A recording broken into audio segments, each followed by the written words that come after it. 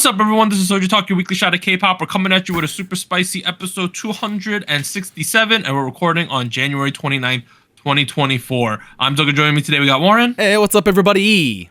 And Anita. Hello. As a quick reminder, check out SojuTalk on your favorite podcast platform. Sub to us on YouTube. Join the SojuTalk Discord and be a part of the nation. No announcements this week, I guess.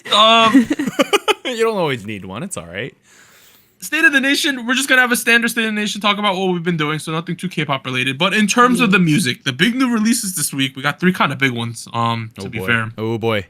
We have IU's pre-release with Love Wins All. Oh, boy.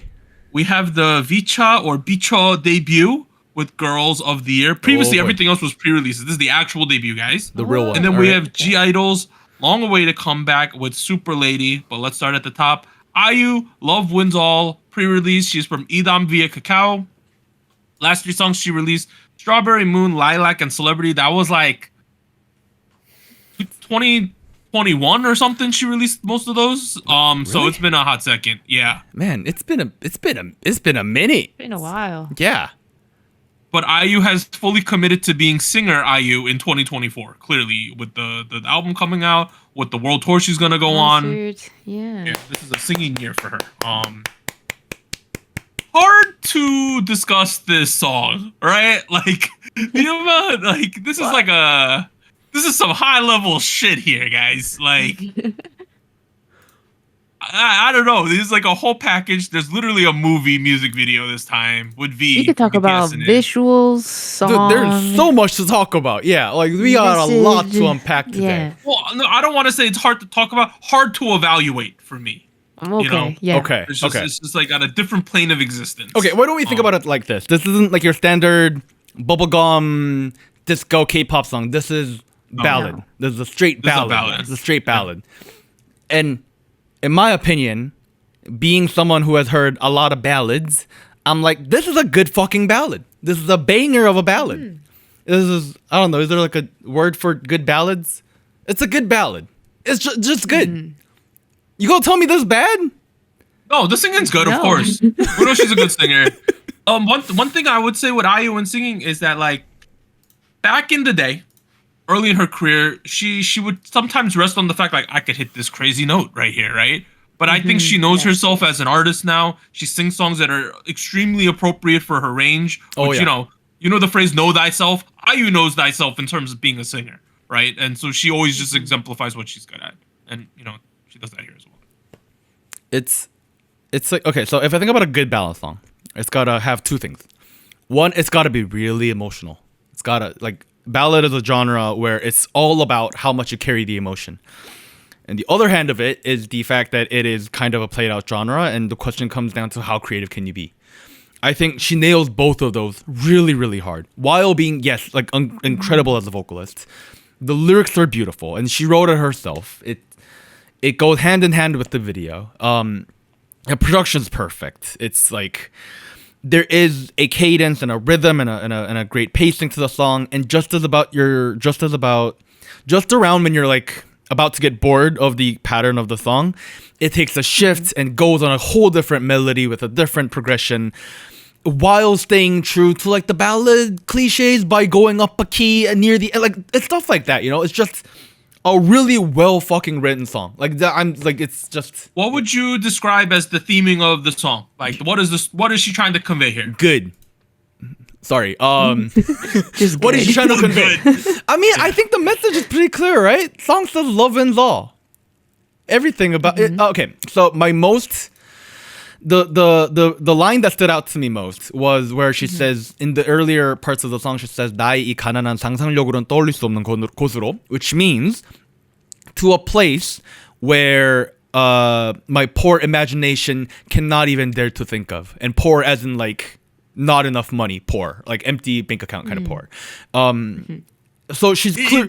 Yeah. Right, she's clearly talking about something that is currently beyond our reach, the ultimate love, the L word. L.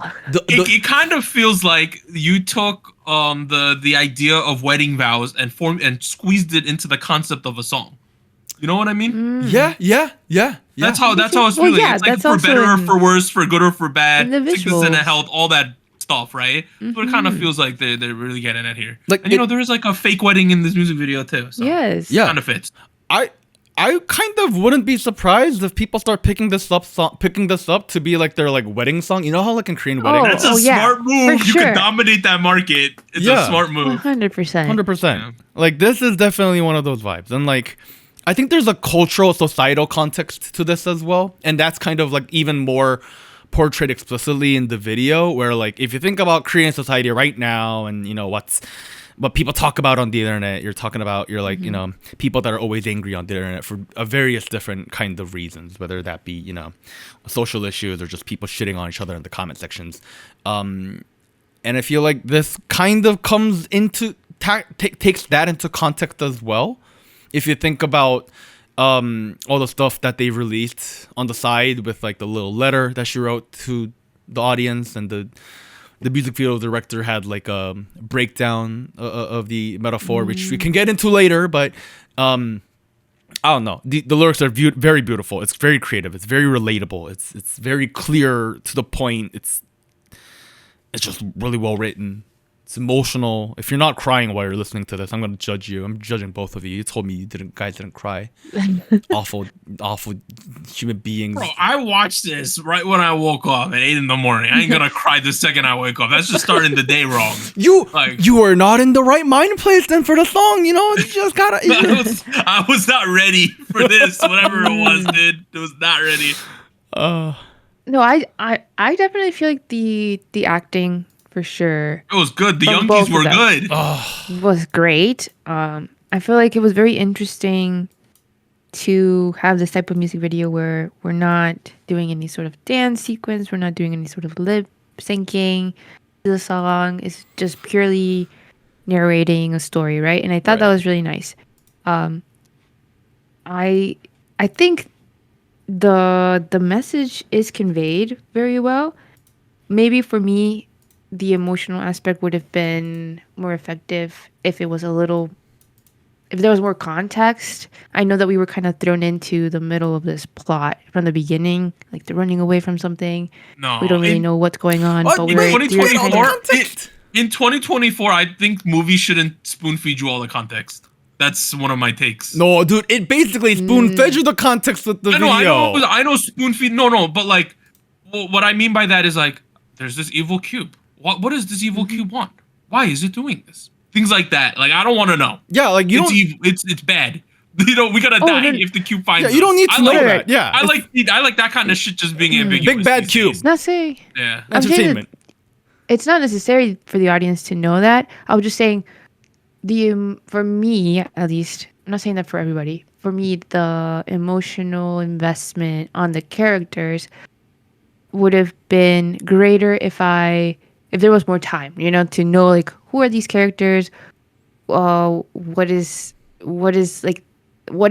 are they as a couple, as people. So what I'm right, hearing you get some idea of it through the Anita music wants video. a mini series, not a 5-minute music video. You know what? Why not? Why can't we have That's that? what I'm hearing here. Let's do it. Anita, I are you felt gonna for- fund it? Who's gonna fund it? No. Who I has the felt money? I felt for the 5 minutes they gave us, I had was enough good, context yes. there. Honestly, I thought it was well understood what's going on here. It's like these are lovers. They're running away from Cube. Cube bad. They get a bit of respite in this empty building. They imagine themselves living a normal, happy, tranquil life, right? And then Right. reality It could've comes been. back. And that's what life is. Reality hits you in the face. Reality right? hits you and then kills all the love. Dude, the motif of the clothing pile was fantastic too. Oh, dude, that was So good. That was so good. the best use of that that whatever building that is. You know what I The mean? building, Like, and I think the clothing pile is one of the best story devices we've seen in a music video in like the last couple of years, right? 100%. I was like, oh, clothing pile, interesting. And then at the end, their clothing ends up on the pile. I'm like, oh shit. Right? Yeah. So smart. I felt like it was a really good metaphor too, right? Because like the way I interpreted it, it felt like the marriage portrays love, right? That's obvious. they are wearing what, a tuxedo and a gown, like wedding gown. So this is what, like, it's a portrayal of love, but all that is left is the dress from the love. You know what I mean? It's like the most materialistic things are all that's left in reality right now. You know what I mean? That's my other thing was, I was thinking that when you get married and then hopefully the marriage goes well, and when you're old and you guys die, the material shit doesn't mean anything, and that's why it's You left leave that here. behind. Right. Yeah, exactly. I thought all those motifs made complete sense. Whoever explored these ideas, they hit all the notes. They hit all the notes on a cultural level on a world scale. It all makes sense. Anyone could watch this music video and be like, "Oh, kind of weird. What's going on here?" But they'll completely get it. You know what I mean? Like This is what I meant by like finding the right balance between like relevance and specificity, because like there is a lot of specific context. There's a lot of things that I cannot relate to. Like, I've never had an evil red cube chase me down before, but the things, the emotions portrayed in the song and the video are things I can relate to. You know what I mean? That's fucking perfect. And like, how easily can you do that? Not really. You know what I mean? That's just like, that's what you want to do. You know? What a great package, dude. This was such a good package, right? I was actually I didn't know at the time when I was watching it that it was the pre-release. I thought this was the main thing. Oh, yeah, this is the pre-release, guys. Because of the level of production and everything that went What's into the main song storyline. gonna be like then? Yeah, what is that gonna be like? Watch it be like a EDM super lady kind of vibe. No way. Yeah, so IU's capable of doing that shit too. It's not out of the realm of possibility. That'd be There's a wild. non-0% chance IU just says, "I'm gonna do a trot album," like, other than this one song, guys. Just deal with it. Dude, It could happen. The February 20th is when we're gonna have to wait for the main thing. The EP is called The Winning, and the title track is... Oh, they haven't told us what the title track is gonna be. Maybe the chorus is gonna be "All I do is win, win, win." You know, like... What a great artist. What a great production team she got behind her. God, they know what to do. Oh yeah. Top of the universe. The music video director, I think it's partially because of the controversy that was surrounding the song title, but the director did release like a breakdown of the metaphors in the video. I can quickly go over those if you guys would like. Before we get to the final meeting, hey, V and IU, that's the two of them in the photo booth is the most viewed played part. There's been so many memes and people screen capping that section over and over. That's gonna be all over TikTok and stuff like that. Yeah. People are like, "Oh, well, aren't they both taken? How could they act so realistically?" I'm like, bro, they're like, she's a really good actress. It's fine, you know. Like, it is what They it is. sell it well. They sold it really well, bro. Them attacking the cube at the end was V over there was great, you know. See, Like, they're such good actors. The first couple moments, I'm drawn right in. I don't need additional context. You know what I mean? Like, it's just... All right. and you know, like, she's apparent, like, he's blind to one eye. People are saying that she's a deaf mute in this music video.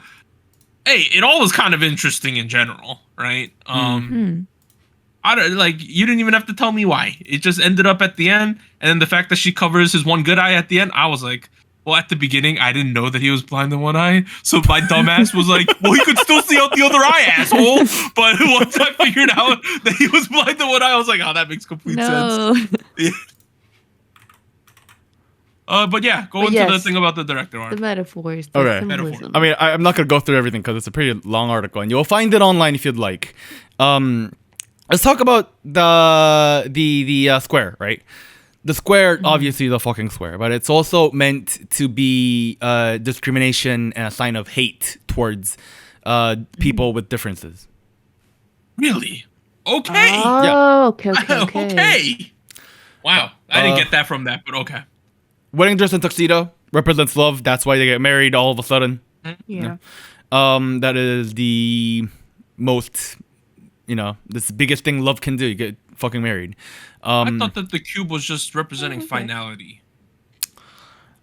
I had a professor at public health school. It was this old guy. He would say, the only inevitability is death. That's what he used to tell us. Grim. Right? That's a great line, right? That is very memorable.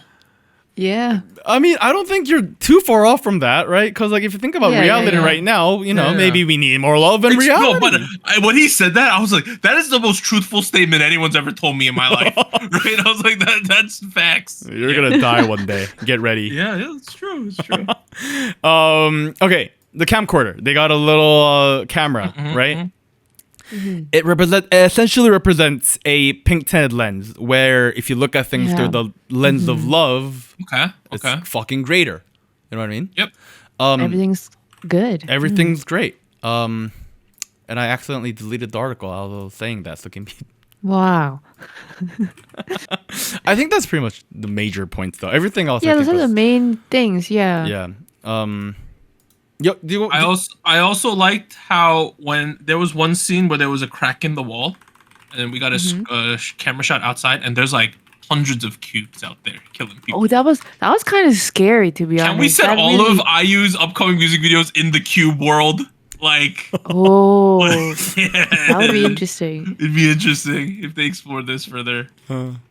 Maybe that's what the rest of the EP is gonna do. Just the That was like a 2-second shot, but it did just so much world building by just having that, you know? Like, a lot of world building there. Okay, so I found the notification from January 19th. They essentially said that they're going to release the music video breakdown because of the controversy surrounding the title.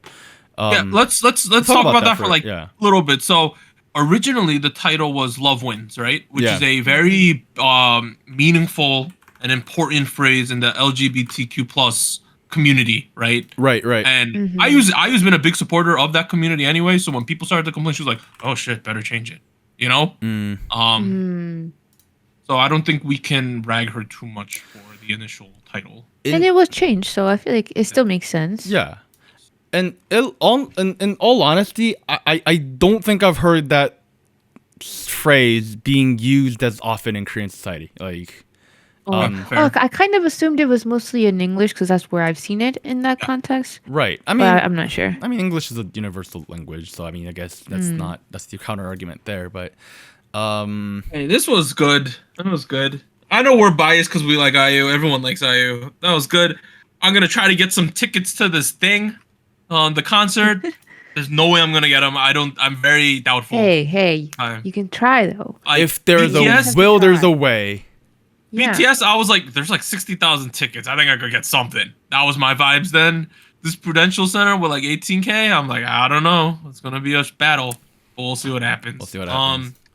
This was spicy, right, guys? Spicy. Oh, spicy, easy peasy, spicy as it gets. Even if you don't like ballads, just the music video, the event of having IU and V act together, all like pieces of spicy. Yeah. I really feel like even if you don't like ballads, this is like creative enough where like you should still give it a shot. Like, how many ballads have you heard in a triplet 4-8-6-4-3 kind of rhythm? Not many. All right, let's move on. We have VCHA's debut with Girls of the Year. They are from JYP. They are from the A2K show. Their other two songs, which were pre-releases, are Ready for the World and that Universe song. There's no one like you in the universe. Very That one. catchy. Right. You know what? Okay. I kind of like VCHA, guys. Like, I really liked it too. there's something of there's you know, when I was seeing JYP try to promote A2K like a year ago, right? And he's like, we're going to make an American group using a Korean system. Like, and he's saying all these buzzwords and shit. I was like, oh my god, the cringe lord is back, right? Like, oh my god, what are we doing here? But the result of this group and the music they've been outputting has been good so far. Like, It's been really nice. Yeah. Very fitting to them too, I think. the strongest suit of this group, I think, is just vocals in general. They're singing very well. Oh, yeah.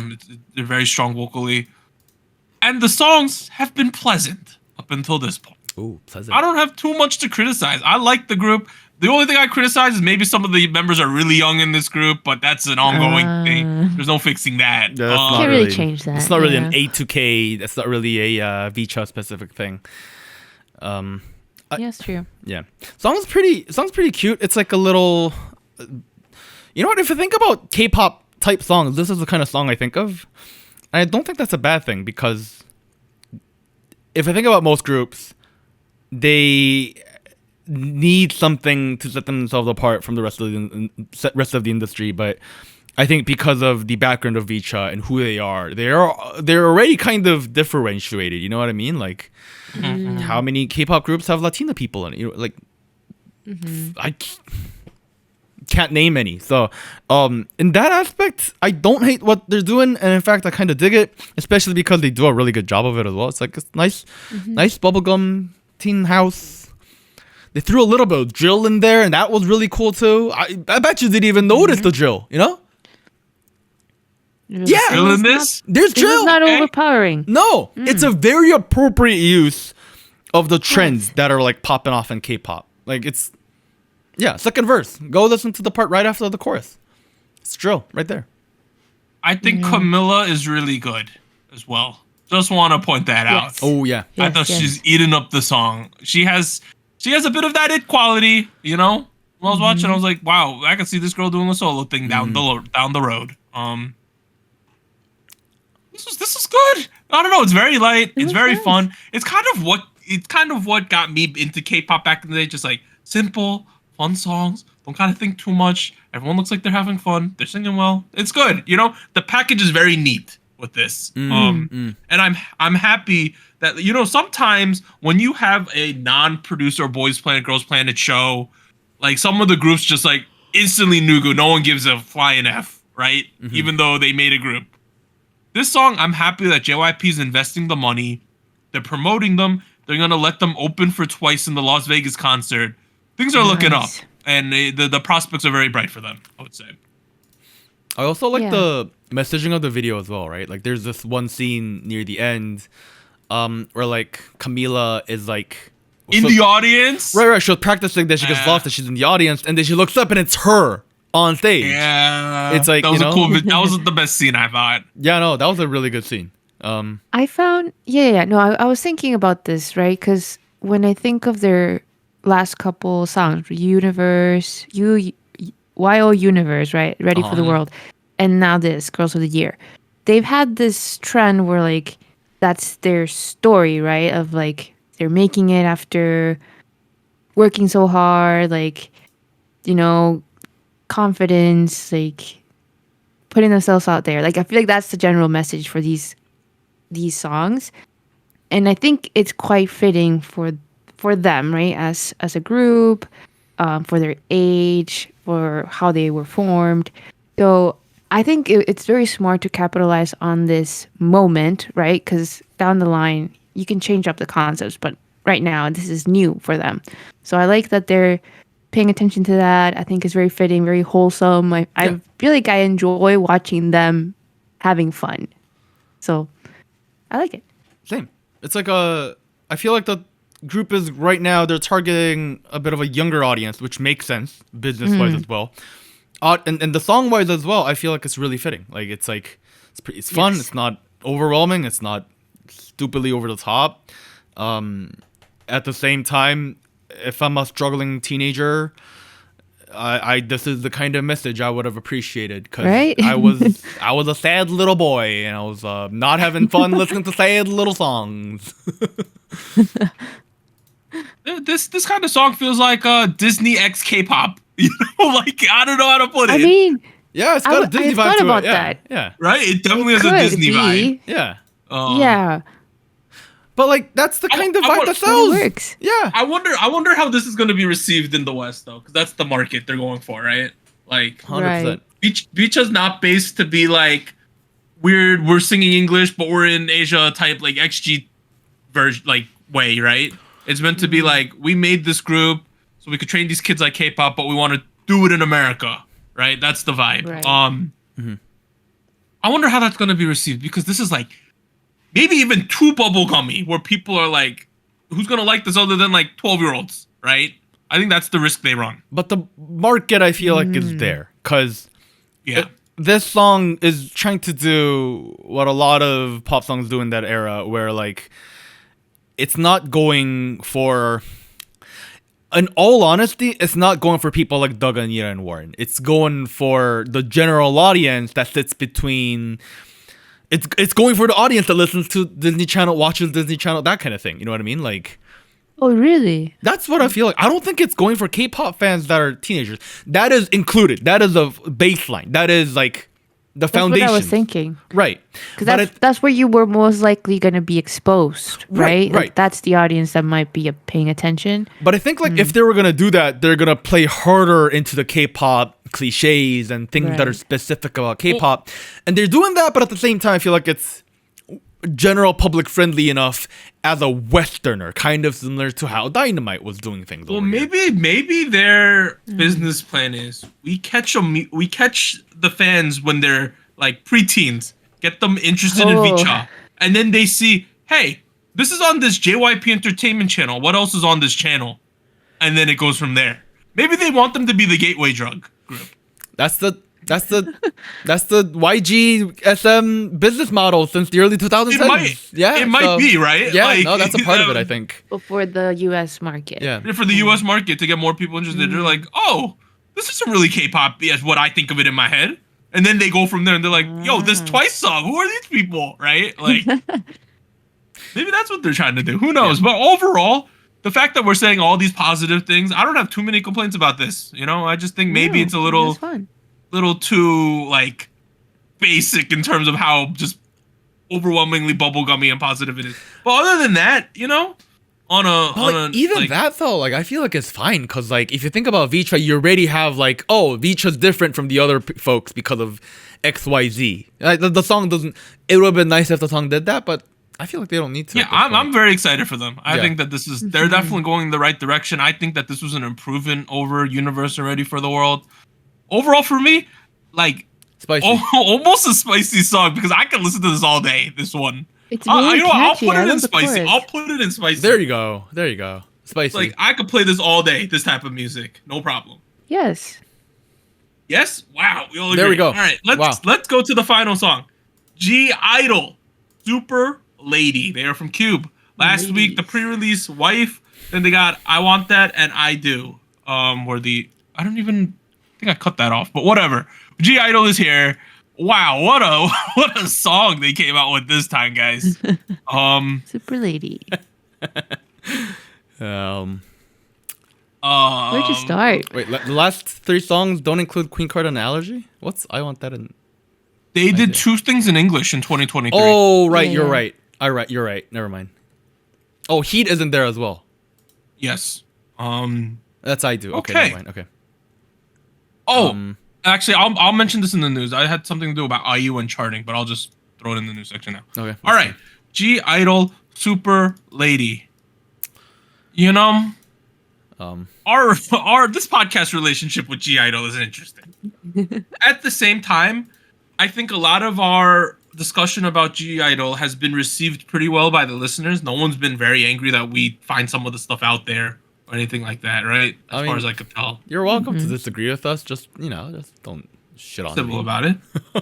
As I've said over the last couple of G-I-DLE songs, maybe 3-4 G-I-DLE songs, I'm like, Soyeon's style has become increasingly hard to digest for me, as a whole. But honestly, I kind of like this. I don't know. Huh? Wait, what? There is like, I don't think it's a good song, right? I'm gonna say that first. Oh. We spent like 20 minutes before the show saying what we don't like about the Yeah. song. But this for me is like I don't like this song so much. I kind of like it. Like. Like a guilty pleasure, like you kind Yeah. of like Yeah. maybe there's no. Okay, what? Interesting. I don't I like the hate song, it though. so much that I'm like, I hate this song, but I keep listening to it. Are you a masochist? Whoa. I don't know. Okay, see, maybe. I don't hate this song like, well, I don't hate this song to be honest, but there's a lot going on that made me question like the structure of it. Like we were mixing a couple of things at one point and I don't know, I kind of feel like it's easy to, or for me it was harder to find like where are we going, like where's what is the path we're supposed to follow with this song, because it has a lot of turns, a lot of different genres, I think, that come and go in different sections. I don't know. Yeah, I don't want to say I hate the song either. I just don't think it's a well-made song. I just don't think it's a. I think the ideas are bigger than the song itself, and that's kind of an issue. And the, I think the production is kind of where that takes a bit of an issue, personally speaking. Like, I respect the decision to start off really high. I think that, if anything, the intro where Soyeon is pulling off those high notes, I'm like, damn, fuck, that was a great intro. That was a great start. And then it just kind of fizzles into nowhere, and it becomes, I don't know. I felt like that was like a motif ready to be used over and over again in the song. It just kind of went nowhere. Yeah, it doesn't come back. No, and I respect the decision to just go nowhere with that. If the rest of the song would have been stronger, but the chorus hits and it's just this fucking rolling bass line without the excitement of techno music, and them chanting a couple words over and over, and I'm like, that's not a chorus, dude. Well, I agree, and most of the comments on our Discord, and I personally agree with this, was like, the song was good up until we got to the chorus. That's where it got like, and the main thing people kept saying on the reactions channel was that it feels like there's no G-Idol personal touch in the chorus. Like, it's missing what makes G-Idol G-Idol in the chorus specifically. Do you want my honest take? I don't know what they're going for with the chorus. Like, it doesn't sound like another sound in K-pop. Yeah. It doesn't sound. It really feels incomplete. It just feels like they just made half the song and just released it. Cause like, the counter argument to this could be that they were going for the Y2K mid 2000s, early 2010s kind of electro house kind of sound, because there was a moment where this kind of bass was really popular in Korean pop music. But the issue with that was those are accompanied by catchy, melodic, emotional choruses, which is completely absent here. And then they just roll that in twice and then throw it in without any kind of proper transition. It just doesn't work, you know? Just doesn't work. It's just relying on a rolling bass line that everyone's heard at some point and just kind of shoehorn it in. And I'm like, is that a good idea? Another thing we talk about with G-Idol songs is funky English, right? There were a couple instances that I found. I want to point them out. Go for it. Not to say that they're bad or good. Some of them I've come to like at the end of the day. Have you? But Mion's pronunciation of the word ladies, which is interesting because the word ladies is used throughout the song and other people pronounce it like fine, right? But when we get to the Mion part, like 2 minutes in, she goes like, latest, right? Like, I don't know. Follow latest. Follow latest. Onward latest. And then we got the Soyeon part before the dance break, right? Let's go on fearless. We came to take win. Right? Even though the lyric says "oh win," but she does not say "oh guys." Like, she does not. Let go of fearless. We came to take win. Right? Is what it sounds like. That's something. And then there's one other part. Let me find it. What was the specific word? I can't find it at the moment. But there's one other thing in the dance break where they say it's like, oh, supernatural. They end up saying the word supernatch. There's no. Is it because it like cuts off in the beat? Like, it's not long enough? They could say it if they tried, I think, but they just decide not to. They go, yes, the supernatch. I think the argument is there for like, oh, the top line rhythm isn't as good if you say the whole word supernatural. Right. True. But then but then you shouldn't say supernatural. Yeah. Yeah, they go supernatural all of a sudden.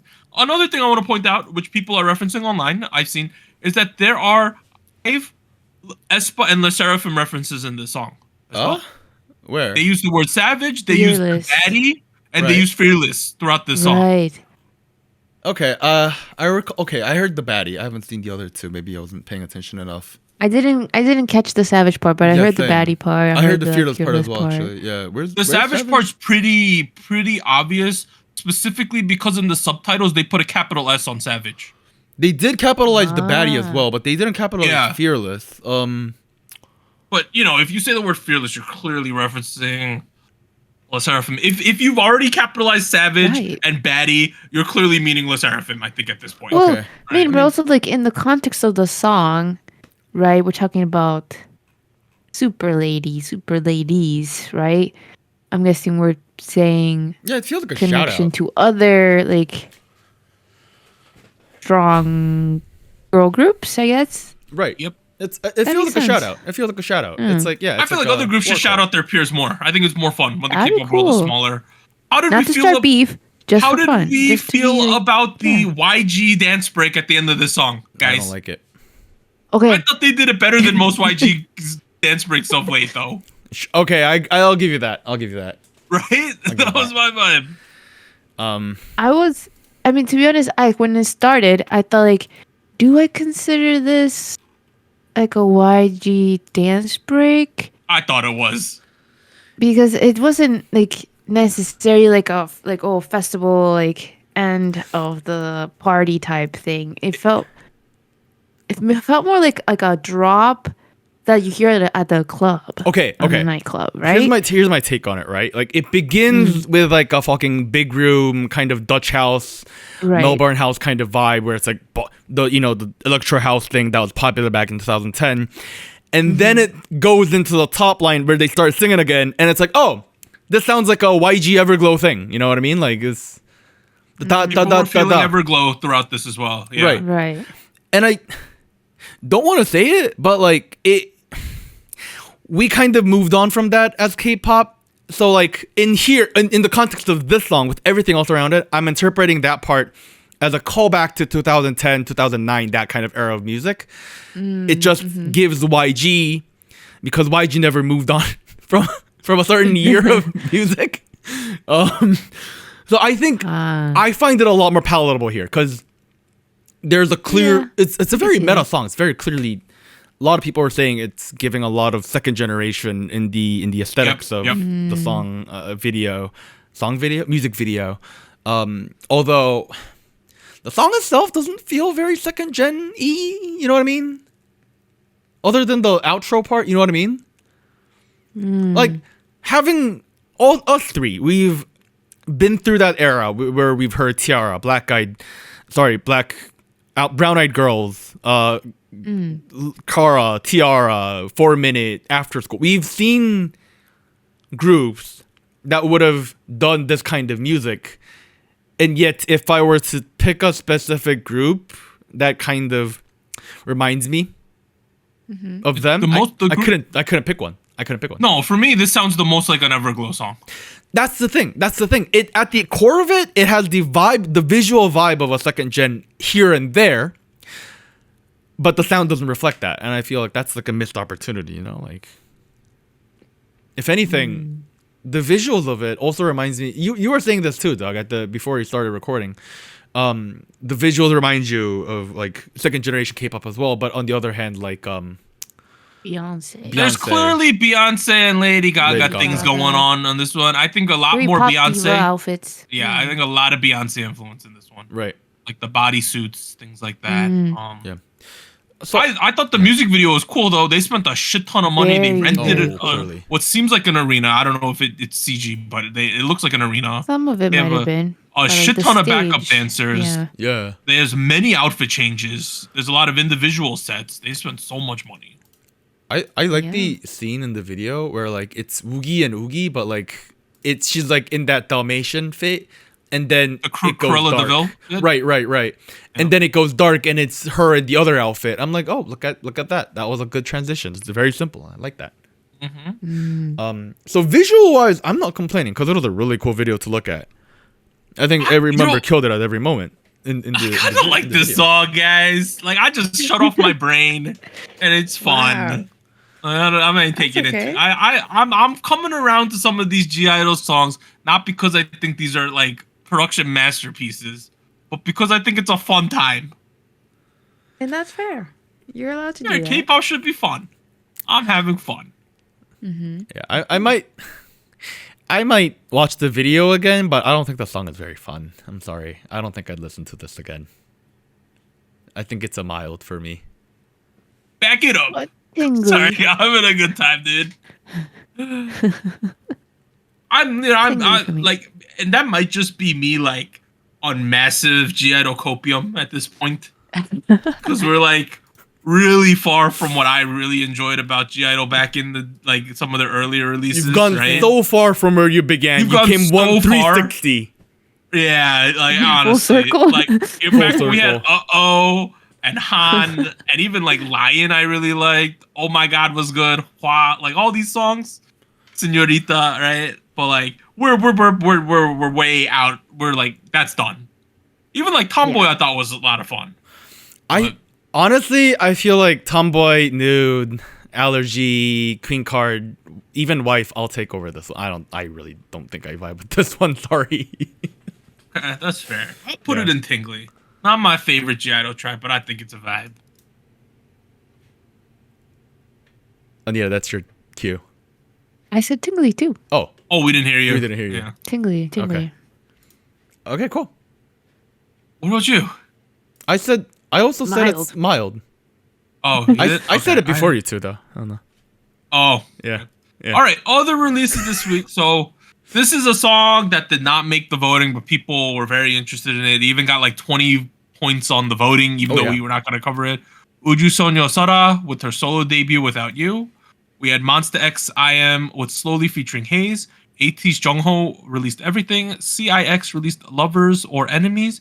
Kim Jae-hwan released Ponytail. How? I've never heard of this group, but they released Valentine. And then Weekly released this interesting digital single, which has like a cartoon music video, more or less. So I don't know what that's all about, but they released something there. Soju chart though.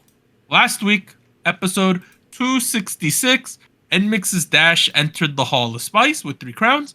Second place was Rise Love 119. Third place was a tie between G-Idol Wife and To Us Plot Twist. New candidates this week are the 3 songs we covered: IU Love Wins All, VCHA Girls of the Year, and G-Idol Super Lady. I got a chart. You gotta put IU in first place this week. Instant classic. I don't even like ballads all that much. This was good though. Second place, you gotta put VCHA Girls of the Year. If there was no IU song this week, I'd put it in first place. Nice. And then in third place, I have G-Idol Super Lady. Let's go. Whoa. That's my chart. Wow.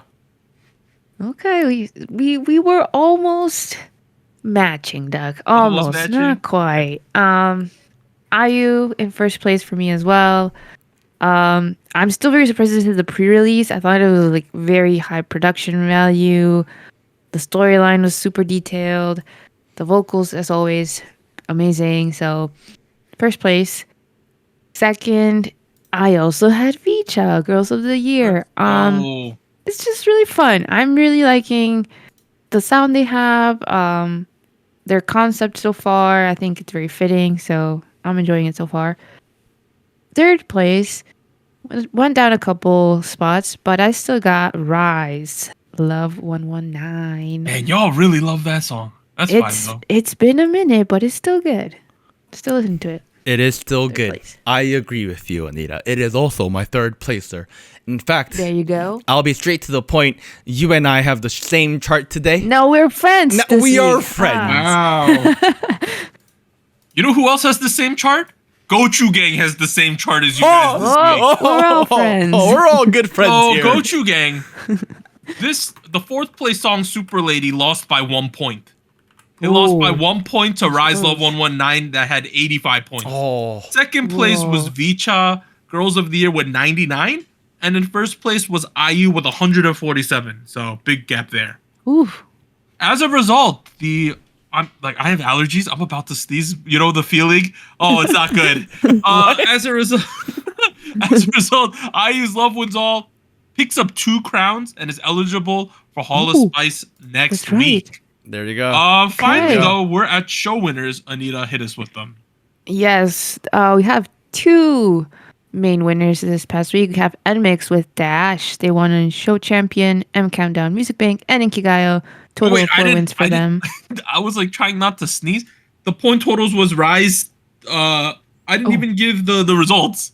Oh. Give the results. What is the final result? Retroactively tell the results. Third place was Rise, Love 119 Yay! with 3 points. Second place was VCHA with 12. First place was Nice. IU with 20. That's why I got the 2 crowns. Right, okay, right, keep right. going, Anita. So yes, congrats to NMIX Dash 4 wins. Next we have Taeyeon with 2x. She won on show Music Core, and it adds up to 3 total wins for her. So congrats to her. Yo, this And that's it. everyone is having a reintroduction to NMIX with this Dash song. Like this is the pop off for them, right? For sure. I feel like these last couple of this song and the previous song, I think, were really it. Like people are really looking at them now. Yeah. Redemption arc, full swing. Here we go. It took them like Hop a on. hot second. It took a hot second to get It was a here. hot But minute. The they're here now. hype train is going 90 Yeah, miles it's an going hour, up. 100 And miles an people- hour. People were ready to throw them out, right? Like people were like, "We're done with this group already," and I'm like, Wow. the group just started, guys. That was I'm me. done with them. That was me. But Oh no! Back when O dropped. hey, they're doing great. People enjoy the song. Somehow this Taeyeon thing keeps winning as well. I don't know how, but hey, I ain't complaining though. But Hey, I love good songs and love wins all. So that's why it's winning. So that ends part Sorry. 1. So just talk episode 267. We'll be back after a short break. 3, 2, 1.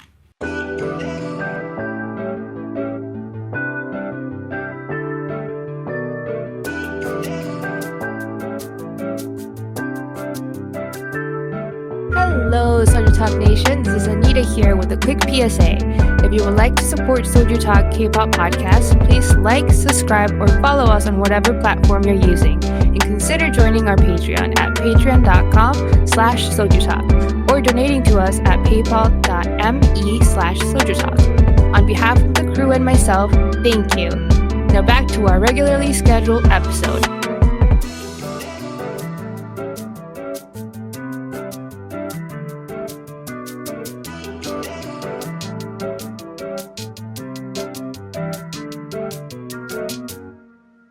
All right, we are back at it with part 2 of SojuTalk episode 267. We're going to talk about the news and events from the past week. The first thing, the 2024 Korean Music Awards announced its nominees. Warren, can you give us context? Is this the biggest music show in Korea? Like No. the music award show? It's No? probably the smallest. It's okay. It's a little different from the rest of the music award shows in Korea in the context that it is not fan vote based. And in fact, It's like an academy, like right. type of deal. Right. There's like a circle of music critics, music writers, musicians, industry workers, and they come together and they're like, "What? Let's look at all the songs that came out of Korea," and they try to pick based on what they perceive as good quality as well as success. So there's a lot of people who think KMAs is just about critics sucking each other's penises, but really it's like, let's try to celebrate all parts of Korean music. And obviously we're not going to ignore K-pop because that's a big part of that. All right, so there are a lot of K-pop people who got nominated. Let's just go through some of the categories. The big ones first. Album of the Year. New Jeans is in here. Benzino, Silica Gel, which you guys like. Yes. Yo-Yu and Solbin, I don't know who they are. And Ijina, I know who she is, though. Those are the nominees. Warren, who do you think's going to win? I think Benzino is most likely to win, personally speaking. His album was pretty well received Okay. everywhere. I think if I had to pick, the New Jeans album would be a second favorite pick. The only thing holding it I could back see is that, its yeah. shortness. Yeah. Yeah. And then we got Song of the Year. We have some K-pop names here. New Jeans Ditto. Benzino featuring Cautious Clay again. Silica Gel featuring Soyun with Tic Tac Talk. We have BTS Jungkook featuring Lotto with 7. And High Key Rose Blossom. Yo, High Key. Yo. High Key. High key. It's one of the songs that everyone kind of heard that High Key popped off, but they didn't. But it was kind of kept in Korea, though. You know what I mean? They popped Yeah. off domestically. It's not too surprising because like Haiki was the moment when Haiki was popping off, the critics went fucking wild for some reason. I still think it's a great song. It's just not the kind of song they typically. It was that, go and wild over. they love Young K now too. You know Oh, what yeah. I mean? Yeah, Like yeah, yeah. his prowess has gone through the roof, like as well. And I think that's like I still think it's crazy that they made it here because like you have to think like this isn't just K-pop. This isn't just Korean pop. Right. They're throwing in jazz, like metal heads. Like this is like all genres of Korean music. And I think Ditto's most likely to win. And I'm saying that out of spite. Yes, it should have won Song of the Year. You know how you said this is basically Critics' Choice Awards. What would you consider like the biggest Korean music award? Golden Disc? What do you mean the biggest Korean music awards? Like the biggest domestic award show for music. For music. Think Golden Disc? I don't think I can choose one really. Can Not we? really? Okay. Yeah. There's no like this is the Oscars type thing, right? No, but the way K-pop fans in Korea look at KMAs is like they think of it as a kind of an unachievable award. Cause like no matter how successful you are, it's a little harder to get than the other awards. So there's Right. that added thing to it. Sort of not elite. But you know what I mean. I kind Well, of the vibe I guess is that the critics don't take K-pop too seriously, right? So if it's gonna take something ridiculous, no. I guess it's more like because you're considering so many other genres, it's just a harder pool, right? To just break into the nominees. Right, I right. would say. It's okay. So one aspect of this, and they started this last year, is there are category awards. Formerly, they used to combine pop and K-pop. Now there's separate categories for pop musicians and K-pop musicians, and I think Yeah, that we're was gonna get there in a Yeah. bit. We're gonna get there in a bit. and I think that's a pretty smart move because like they're very different genres of music at the end of the day. Okay, Musician of the Year. It's like the same people, but New Jeans, Benzino, Silica Gel, Wave to Earth, BTS Jungkook, Karina, Nebula. Nebula. Ooh. Karina I Nebula is don't like know this person. it's like a trio of jazz musicians. I haven't really heard too much about them. And then Rookie of the Year, we got No Link, Dongyi, Mihyang Moon, Anu, Kiss of Life, and High Key. Wow. I feel like Kiss of Okay. Life is gonna win this one. Really? I seriously Well, do. The critics like their what they've been doing? They do. It's gonna come down to either Kiss of Life or Moon Mihyang. Wow. That'd be big. Okay. Hey, let's go. It's just been good. Now we're in like the more K-pop / pop section, right? We got a genre couple more categories, things. yeah. Album. Genre categories. Best pop album, Kim Sejong is on here. Nice. Who else would our audience know? They would know Ijina, the artist / pianist under Antenna. I think those are the that's only it. two K-pop names you would know there. Best pop song, we have Dean, Die For You. Akmu's here, Lovely. Hey, One song. that Lovely song was super hyped up in Korea. True. People loved it. And we didn't Yeah. cover it. Oh man, what a missed opportunity. And now we got the K-pop awards here. The K-pop categories. Best K-pop album, New Jeans Get Up, Billy, The Village of Perception Chapter 3, BTS Jungkook Golden, Kiss of Life, Born to Be XX, and TXT, The Name Chapter Freefall. Yo, they loving some Kiss of Life, these critics. Good. You They didn't eating like it up. You didn't Bro, like it. I think that Kiss of Life and Billy are kind of groups. It's like, oh, I have a higher acquired taste for K-pop. You know what I mean? You know exactly what I mean, right? Like when you're deeper than just surface level, these are the type of groups typically you like. Oh. Dang. Who would you pick, Doug, out of the 5 here? I'm going to album? say I would give it to Jungkook Golden album. I thought that was a good. That's a good album. I actually might like that album more than Get Up. Like I just think it's a better package completely overall. That's what I'm thinking. And then best K-pop song, we have New Jeans Ditto, I Am, BTS Jungkook featuring Lotto 7, 50/50 Cupid, High Key Rose Blossom. Wow, okay. Dang. They kind of picked all the songs that went really viral, right? In this did. category. Makes sense. I think you give it to Ditto. It's objectively, on a numbers wise, the most successful song ever. See, I feel like if they lean a little bit heavier into success, they're gonna give it to Ditto. If they lean a little heavier into what they think of as a good song, they're gonna give it to Rose Blossom. I think it's like 50-50 between there. That's a good point. Really? That's a good point. Yeah. Cause like Rose Blossom, Wow. everyone knows it's a good song, but did it like pop off like Ditto did? Ditto, I'm telling you, Ditto is by far the most successful song in the modern age of K-pop, and we know didn't it. give it Song of the Year. I swear. We Yeah, get it. because XG Left Right should have won it, right? Right, guys? That's my new narrative. That's my new narrative. We gave it to the Bluebeard's wife thing, right? Which I really enjoy anyway. We did. That's a That's a great good song too. That's a good song. Yeah. So those are the K-pop the K-pop involvement at the 2024 Korean Music Awards. We will see what happens when they actually do the award show. But let's keep going. All right, there's been some news at SM and Kakao. You remember last week? We said that Chris Lee, who is the nephew of Isuman, kind of just left, sold all his shares, right? And we were like, is he the fall guy, or did they pay him a lot to leave? What's going on? What happened? I did some digging. Look at this exclusive. Kakao draws its sword. Listen to just think about that. They would stink. They're ready. Kakao is slaying. Kakao has decided to make large management changes in SM. It's been more than 10 months since their acquisition. So, what you have to know is more or less what the wording here is called opaque acquisition and investments.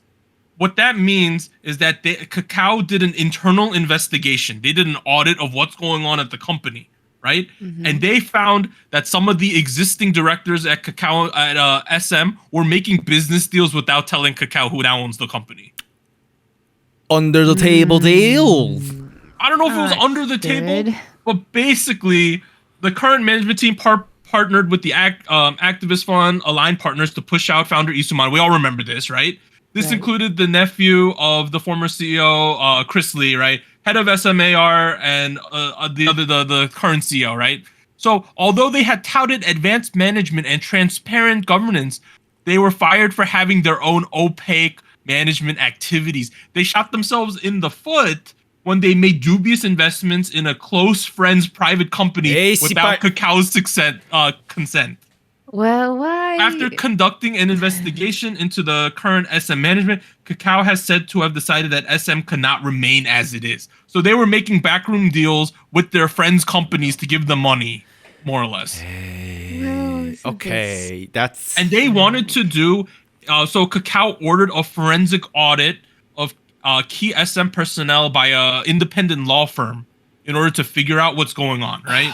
So they were like, some shady shit is going on here. Let's try to figure out what's going on. They even found that some of the dudes, including former CSO Jang Jae-ho, he wouldn't comply with the audit, so they fired him. He had dirty. He was dirty then. He's like, I'm not agreeing with this. I'm just gonna leave. Willingly, okay. Willingly, he's like, I'm not gonna do it. You could fire me if you want, and they fired him, more or less. Okay. That was a pretty shitty look. Another thing, within the audit committee, Kakao was concerned that the acquisition and investments by SM executives were so problematic that if neglected, they would affect Kakao's consolidated financial statements through future write-downs and losses. So, Kakao was saying not only were these Sekis making these ridiculous business deals, but they were business deals that were so bad that we were going to have to write them off as losses. On a face value without even looking too deep into it. These were gonna fail. So, all right, let's a bit of context right now, right? Kakao is under a lot of eye right now. People don't like him. Mm-hmm. They've been doing some shady shit here and there. A lot of people, a lot of departments investigated. People think they are trying to monopolize things here and there, not only K-pop included, just in society in general at the moment. So Kakao naturally probably is like, oh shoot, boys, you gotta be careful, Mm-hmm. So I don't blame them for that because a lot of the things you listed out kind of sound like things I don't want to say. The fact that they did an audit with an external investigator means that someone probably tipped them off that this shit was going on. Oh yeah, right? Yeah. Likely. But imagine Chris Lee and his homies doing this to screw his uncle, and then a year later they're all kicked out of the company. Imagine. That's ridiculous. Oh, stupid. It's ridiculous. Crazy. Absolutely stupid that they did that. But where's the I don't think this is in the right order. There was also an article stating that they might be selling SM to Nexon. was another thing that I saw. But let me look for the bookmark real quick. Nexon, like the video game online PC game thing in Korea. Yeah, let me find the article real quick. Give me the company behind Maple Story, our beloved childhood. Here we go. I found it. 광야야? So right here, Kakao denies a rumor that SM Entertainment will be sold, and regarding the rumors regarding the firing of SM C-suite, so all the corporate people. They also said that the audit results have not fully been released, but Kakao and NCSoft both came together and denied rumors that NCSoft would buy SM Entertainment. NC, okay. Yeah, NCSoft. They made the game that I played back in the day when I was a kid. But on the 29th, a media outlet reported that Kakao was secretly in negotiations to sell it to them. Yeah. Doesn't NCSoft have even less money than Nexon does? I don't know. Basically what this is saying, on a higher level, even if it's not true, is that people believe that Kakao wants to dump SM because it's been so bad so far. That's the overwhelming issue here. Is that it's been such a disaster and they're losing money all over the place. And they found out that all the heads of the company were doing this ridiculous shit that they're like, is this even worth it for us to own, even though we put in all this effort? That's the word around the block. It's not confirmed yet. Okay. That's not confirmed, but that's what people think is going on. Okay. I mean, if it really was being linked with NCSoft, they're really digging the bottom of the barrel. NCSoft is one of the 5 big video game companies in Korea, along with Nexon, Netmarble, Krafton, and Kakao Games. They're big, but like that would be like a Cube equivalent, copping like the Blizzard or something. You know what I mean? Like, yeah, it's looking bad. Everyone was like, the status quo was kind of fine. Why are we doing all this weird shit now? Well, clearly the status quo was, a house of cards waiting to fall down if everything that's coming out of Kakao is true. They were rotten in the core level, Apparently. Like it's like someone who's like, oh, they look real great, but inside they like vape all the time and they drink so much. You know what I mean? Like the outside appearance was fine, while the inside it's horrendous going on. I mean, the thing is, like, if you go read the business job reviews at like these K-pop companies, all of them are terrible. They're terrible and they're underpaid and all that, right? Everything is about how underpaid, like the very stereotypical things about a bad job. Like you have no work-life balance, they don't know what they're doing, disorganized, leadership is bad, they don't educate the new folks, like everything. Like, hey, Warren, ironically, you've stumbled right into a perfect pivot point for that. That's not good. HYBE becomes the first Korean entertainment agency with an in-house healthcare center. Let HYBE be the first exception to that, please. Good lord. Isn't that cool? So it's not only for idols, right? It's not only for the people there. It's HYBE artists, trainees, and employees of the company can all come to this in-house healthcare center. Okay. Man, that's really...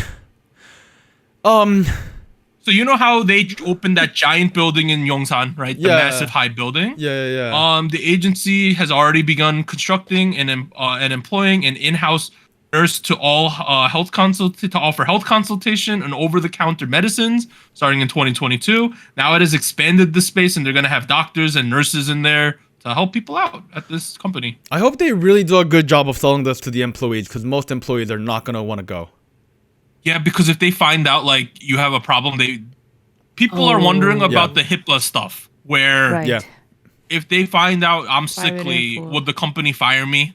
That's the big concern people are having about this. Not even fire, like just like drama in the workplace. Like if this, for instance, happened in LG, boy, like nobody's gonna go. Like no beef with them. No disrespect to LG. I love your products. Optimus was great. But like at a regular ass Korean company, this shit would not fly, because nobody's gonna go. Flies are gonna be all over this clinic. You remember back in the day, I always proposed we're gonna make a K-pop utopia company. We're gonna have in-house. This is one of the things This is one of the things that I've always stated they should do. The two weird things that I said that the company should always do, I thought was have in-house healthcare was something I thought they should do, and the number 2 was on the top floors having dorms, so that they don't have to travel. They can just live at the building. Well, those are the two things I always used to say. I am to be quite honest, I'm very glad that they're trying to take good care of all of its employees because it's a big company too. Yeah, we'll have to see this in practice, Hopefully it but like, works. hey, that's interesting. I to say respect the least. effort. Yeah. Next thing. All right, and also in terms of hype though, a person accused of impersonating a BTS member and leaking unreleased music was sentenced to 1 year in jail. Why? So from August to September 2022, we're gonna call him A. So A pretended to be member Suga and approached producers and obtained unreleased sound sources. In November, A pretended also to be producer B. So he also pretended to be the producer he contacted and How good are contacted they at pretending? Suga to obtain info regarding the album release date and military service and info related to his enlistment date. Crazy. So this person went to a producer secret and agent. said, "Hey, I'm Suga. I'm interested in singing over some of your beats." And the person was like, "This is a big opportunity for me. What do you need?" And he's like, "Can you send me some song samples?" And he's like, "Of course, I got a whole file, whole folder full of them. I'll send you some that I like, right?" So he sent them to Suga. I mean, he sent them to who he thought was Suga, A. which is person A. And then Yeah. person A took those sound samples and contacted Suga and was like, "Yo, I'm a producer. You want to listen to the songs that I got?" And he's like, "Oh, if you want to record the songs, I'm just curious about when your military enlistment is because, it'd be a shame if you like, do you have the time to release the music?" And then Suga was probably like, Right. "No, I ain't going to the military for 6 months. We're good. Like things like that." Yeah. Oh. They Isn't they that also crazy? pretended to be V? Yeah, they also pretended to be V and Oh my received God. more than 10 unreleased music files from other producers that are not affiliated with Hybe. Yeah. This person has already committed crimes in the past, and the judge gave a sentence to them because they were reflecting, and his family determined that they would keep him in check if they gave him a life sentence. That's the standard go-to What? message when you're on trial, whatever. And they found out that A, the person who did this all, is a music producer, and they participated in the song production Oh. of a famous idol group in the past, and they have since filed an appeal. So this is a person in the industry who can't even That's release their own good so beats, so they stole beats from another person in order to embarrassing. contact Suga. What a fucking idiot! Yeah. Isn't this crazy? How did you think this would fly? So this person's already a producer and they're already in the industry, but they know they had the self-awareness to know my songs are shit. So I need to get better songs from other producers first before I contact Suga. Wow! That's crazy. What a... Crazy? This is as Crazy, stupid as it crazy gets. stuff. Man, like...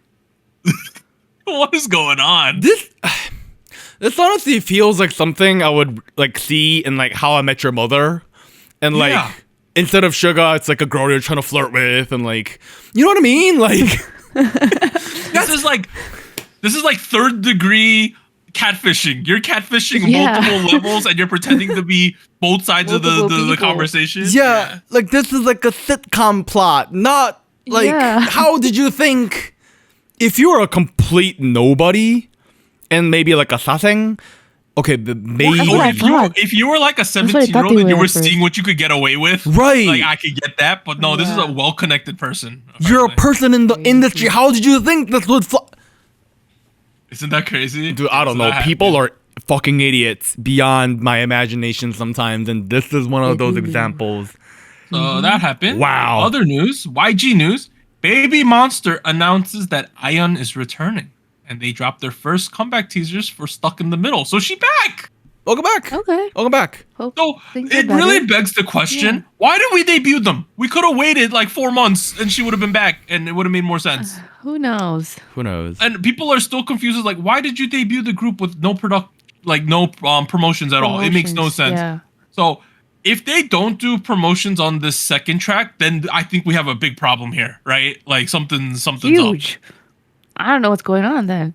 Look, if the song isn't good for this comeback, it's not. I don't know. Like, And this was one of those like YG himself fireside chat videos where he's discussing it with Fireside the chat. audience.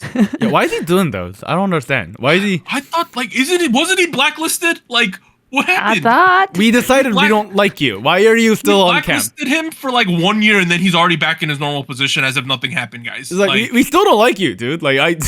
I don't understand what's going on, but yeah, that happened. Also, is it necessary as a video? Like, couldn't you just, you know what I mean? Announce it? Yeah, like make a Announce press it. release. Couldn't we just Yeah. drop the Ion comeback teaser and everyone would be like, she's back. Wow.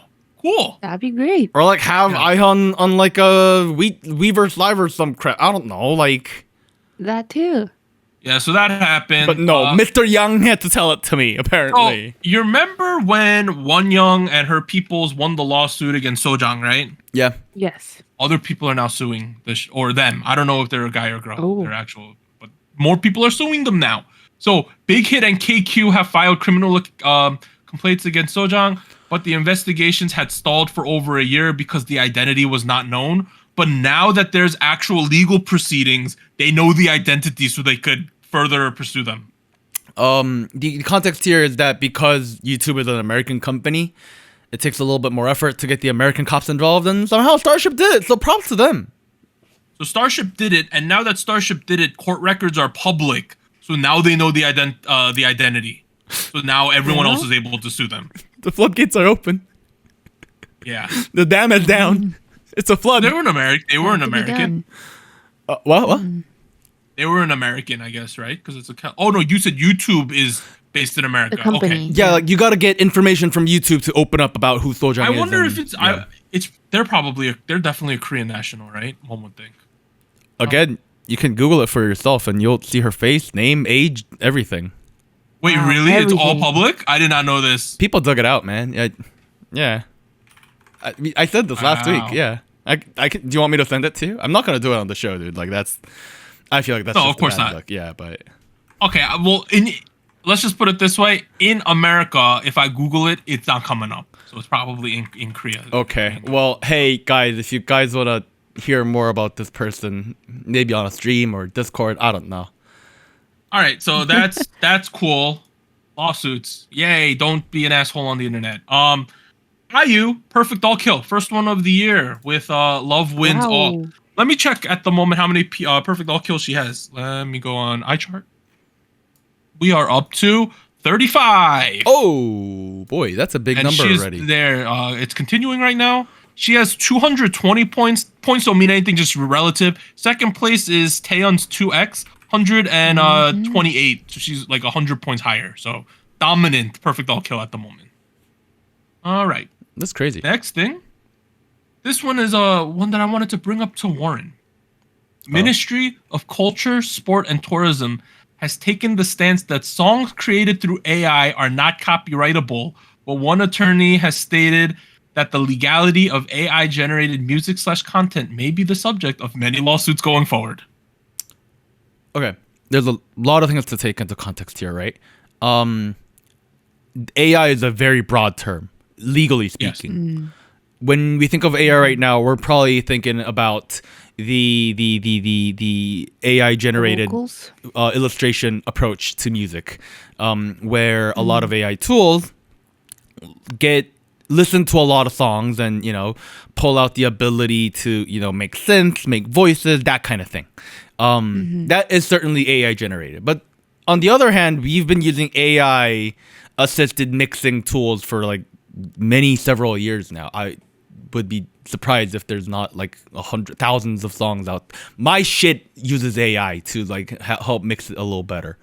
That's pretty accessible tools. So I don't know what the best approach here is, but it's gonna be a long series of like legal wars. Yeah, we're just starting. Definitions, too. Yeah, and this isn't just for Korean government to like figure out, right? All This over. is we gotta. I don't think there's a good legal definition on what is copyrightable out there yet. In all honesty, No. yeah. Okay. Yeah, AI's like, we're on the precipice of a giant canyon, right? We don't know what's gonna happen. It's yeah, who knows? I thought everyone thought that VR was gonna be the thing. It seems like it's kind of fallen off, right? No, VR, no. That was always a gimmick. Let's be honest here. All right. Same with Other the things. metaverse. ITZY second world tour, Born to Be. Let's go. They're hitting up lots of places. This is through February, March, April, May, June, July, and shows in August as well. They're going to be in Seoul, Bangkok, Auckland, Sydney, Melbourne, Singapore, Mexico City, Santiago, London, Paris, Berlin, Amsterdam, Madrid, Tokyo, Seattle, Oakland, Las Vegas, Sugarland. What Los the hell is that? Angeles. Irving, that up. Atlanta, Fairfax, Newark, Chicago, Toronto, Taipei, Manila, and Hong Kong. Sugarland is a city of Texas. It is southwest of Houston. Okay, so Houston. Okay. All right. Yeah. It is the population of 111,000 people. Hey, this is almost a proper world tour. There's a lot of dates here. Should be a lot of Almost. fun. This is a proper world tour, man. Yeah, like America, Europe, Prudential Southeast Center. Asia. That means that they're doing well. Whatever Kia Forum. That's also a bigger. These are big arenas. Yeah, they're the big arena. Doing good here. Yeah, they're going. Hey, let's go ITZY. Finally, Bam Bam had to cancel his U.S. tour. Oh no! Like the U.S. leg of his tour, which was going to be from February 10th to the 24th, because he has a worsening ankle injury. So I wanted to mention this. Number one, it's sad that if you're a fan of Bam Bam, you can't see him. But a lot of these, if you watch like NFL players, right, American football players, when they get towards the end of their careers, they're like hobbling around. A lot of these dudes, right? Like it ain't fun. A lot of these K-pop people, same things. They've been like, their joints, their knees, their ankles Injuries, are a mess yeah. by the time they're like in their mid to late 30s, right? Just something to remember that you always have to remember about the K-pop industry. Kind of choose you out, choose you up, spits you out, and hopefully you've been well compensated by the time that happens, right? Yeah. That is the news. Sorry to end on a depressing thing, but I felt like we should mention it. Yeah. Next week though, in terms of music, Banner, Sorry, Baby Monster pre-release, Romance. That's apparently the name of a group, Romance, with a V. Romance. We got a Twice pre-release, and then we have P1 Harmony. So at a minimum, Baby Monster and Twice. Seems kind of fun. After our break, we're going to do State of the Nation standard one. So if you are here from just the K-pop stuff, we'll see you guys next week. If you want to listen to what we got going on, we'll see you guys after the break. 3, 2, 1. And here's an extra special shout out to all of our Fiesta Patreons on patreon.com. Bagel, Charles, Cotton Ball, Delmonic, Ellie, Irvtron, Gogu Mama, Honey Pools, Liam's Games and Toys, Luke Daniels, NJ Parks, Tier, Siu Sumi. And thank you for joining SojuTalk, your weekly shot of K-pop.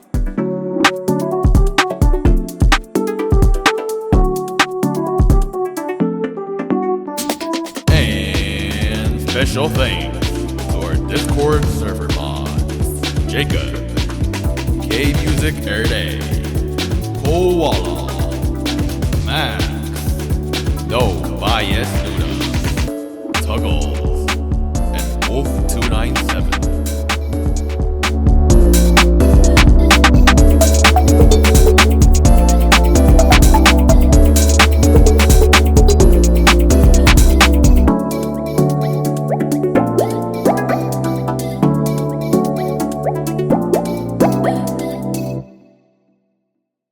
All right, State of the Nation. We're just gonna be talking about some stuff that's been interesting us lately, I guess, right? That's something. This State of the Nation. We just talk about whatever the fuck you want to talk about. How you doing? What's your life been like, Doug? How you doing? How you doing? Well, I'm in the off season, so we're not working. My sleep schedule's kind of effed. Normally, No. it's not great at the moment. Like, oh, no. not in the sense that like it's horrendous, but for me, it's very weird. But like if you don't have a lot of work, wouldn't you be on a good sleep schedule? I mean, it's fine, but like Why I do wake you- up at It's like not. 10 o'clock right now, which is for me is really weird. PM or AM? AM. That sounds like you're Wake having up at fun with 10? your life. Yeah, but I'm not What sleeping time do till you like go to sleep? 4 in the morning. Okay, no. Okay, yeah, you don't want to do that, No. sir. Yeah, I don't know what happened. It just kind of ended up that way. That's I don't know. Yeah, so that happened. I have a wrist protector here. I took it off for a while. I got like effed up my wrist like 5 days ago. I apparently slept on it with my full body weight while it was like bent, Oh which my I'm a God. big dude, so that's a rough night, I guess. Bro. But that happened. You know, I sleep with a mouth guard and I sleep with earplugs in these days because it makes my Ooh. sleep much deeper because I don't hear anything. Damn. You know, that's actually a big part of it. So like, I haven't been using mouth guards, but I eventually will have to. But in the meantime, I've started Invisalign about half a year ago at this point. And like that acts as my mouth guard while I go to sleep at the moment.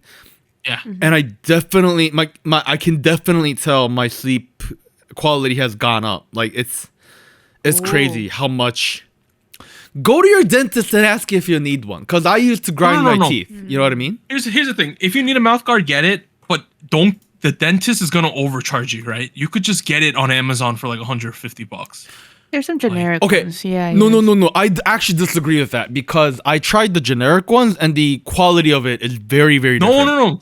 This is one like no. I'm using a shitty one right now because my good one broke. Right. The Okay. shitty one is like a sports mouth guard that you boil and you put in your mouth and it molds. Right, Right. one of That's those. the shitty one. Right. No, this is one. They send you the stuff to make the impression and you mail it to them. Oh. And they make the good one. So my logic is, if you can make the impression, they give you like 2 or 3 tries to make impressions, and they're obviously not gonna charge you like if you fuck that up, right? They'll be Right. like, well, we'll send you more. But this is like the legit one where they send you a perfect one for your teeth, the good one, and it's $150. If you get it at the dentist, Okay. they're gonna obviously charge you more, but they're gonna use the same shit. You know what I'm saying? Like they're just gonna upsell you it because you have a middleman. I mean, I think my dentist was gonna charge me about $150 too, so I might have to double check. Your mileage may vary. Also, some of our listeners have better health insurance than we do. Let's be honest. I got Maybe. dental insurance recently. I wonder if it covers it or not. I'm talking about people It could. in countries Yeah. where like there's like actually insurance, like. You know. We're dumb Americans with shitty insurance and stuff. We use Fahrenheit. What are you gonna do? All right. Yeah, like I'll send you an Amazon link. You don't have to bring it up, Warren. But like, look, this place makes the good one. do you mind if I actually bring it up? Like, why not share the good bring it info? up, bring it Yeah. up. This episode is not brought to you by. Type the characters that see in this image. R N Y Are you a bot? B That's F what they're asking. P. Okay, there we go. We're not gay. Wow. Look at the rating. 4.8 out of Oh, that's 1,000. pretty good. Boy. So if you go to the 4th image, they send you the thing to make the impressions of your mouth with. Oh shit. Yo, you're right. Like it's the legit thing. That's like what they do at the dentist. This is true. Hopefully you yeah. don't F it up though. But this is the real process, and then you mail it to them, and they send you back a custom mouth guard that's lightweight. And like my problem with my current mouth guard, the plastic one, is I wake up and there's a desert in my mouth because it's so dry. That's Right. the current Yeah. problem. But these legit ones are so much better. Yeah, see, look, I'm happy. Looks pretty legit. Yeah, All right. Well, if you're it's interested an in option. getting It's an these, option. It's an option. It's an option. it's actually not even $150. It's $108. Yeah. So pretty cool. Damn. Going back to other things, my family, not only my house, but my uncle, grandma, they live down the road from me, right? Right. We all every 6 weeks watch professional sumo wrestling. It's a big family thing for us. Wait, what? It's a big. We're invested, dude. Dang. Do you guys root for a specific athlete? Yeah, we Like got a- dudes we like. Okay. Oh. Okay. Like, Dude, give Who are me we one rooting second. for? I got goods too. I have goods. Oh, you've got merch. oh my god.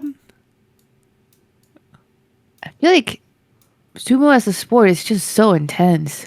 I don't think I've ever seen sumo wrestling in like as a I've as a heard show. of like their training and Look like at this. whoa. Oh, whoa. I got handprint goods, dude. You do. Look at Who's- that. Who's? This is Hakuho. He's like Michael Jordan, but he retired last year. Ah. Yeah, I got goods, dude. Oh my god. Who are you rooting for this year? Who's your- Or this Who's season? your guy? This season, let's see. Who's There's the man? there's two dudes I like. They're one. So the way sumo works is right. You fight 15 days in a row, once a day. It's a 15-day tournament. You Wow. fight once in a row, a long and the guy time. with the best record at the end of the 15 days is the champion for that tournament. Oh, it's like a They league. hold. Not a It's like a tournament. league. Okay. Yeah, there's like 40 dudes in the top division, and they rank them from lowest to highest. So they Okay. seed them, and Right. typically the first week you verse dudes around your rank, and then they see who's doing really well, who's doing well, or who's doing bad, and then they match it up that way. Okay. Okay. So if some lower division, lower guy's doing really well towards the end of the tournament, he's versing the killers, like the good dudes. Oh, You know, okay. that's how they do Right. it. So they Wow, kind of okay. that's how they keep it fair. We're in a changing of the guard era where all these young guys are starting to get really good, Oh, but no one has reached the precipice yet. But the top dog, his name is I'll find you his wiki page. it's like a new generation of comers. Yeah. There's so normally sumo's very brutal that if you sit out a tournament, like let's say I'm hurt and I can't compete, they judge it as if you sat out all 15 days and got 15 losses. Oh, that's harsh. So your rank plummets, and you can go into there's 6 divisions of sumo or 7 divisions. What if could you catch plummet when COVID? you're injured. Well, yeah, they don't care. But this guy, you see, Warren's gonna pull up a wiki page. His name is Toreno Fuji. He's the current top dog. He's the Yokozuna rank, which if you look at the picture, he has the rope belt. That symbolizes he's reached the precipice Oh, of wow. sumo. More or less, he's Mongolian, by the way. He's not Japanese, right? Okay. Yokozuna, the highest rank, is the only rank where you can sit out tournaments and it doesn't affect your rank. Because So you're that he's high. been- Wow. He's been nursing injuries and only coming back when he's healthy, but then he typically wins, right? Wow. So Dang. people are like, it's not really fair that he keeps abusing his privileges like that. You know what I mean? So there's a bunch of young guys, like I'm going to say they're like 24, 25, 26. They're all like waiting to beat him and become the next Yokozuna, which is the highest rank. Are you his fan? What? Is this guy the I'm his guy fan. you root for? Okay. He's not the one I root for, but he won the tournament this time. He's pretty dominant this year. Is this guy Sumo's Tom? Sorry. Tom Brady? No.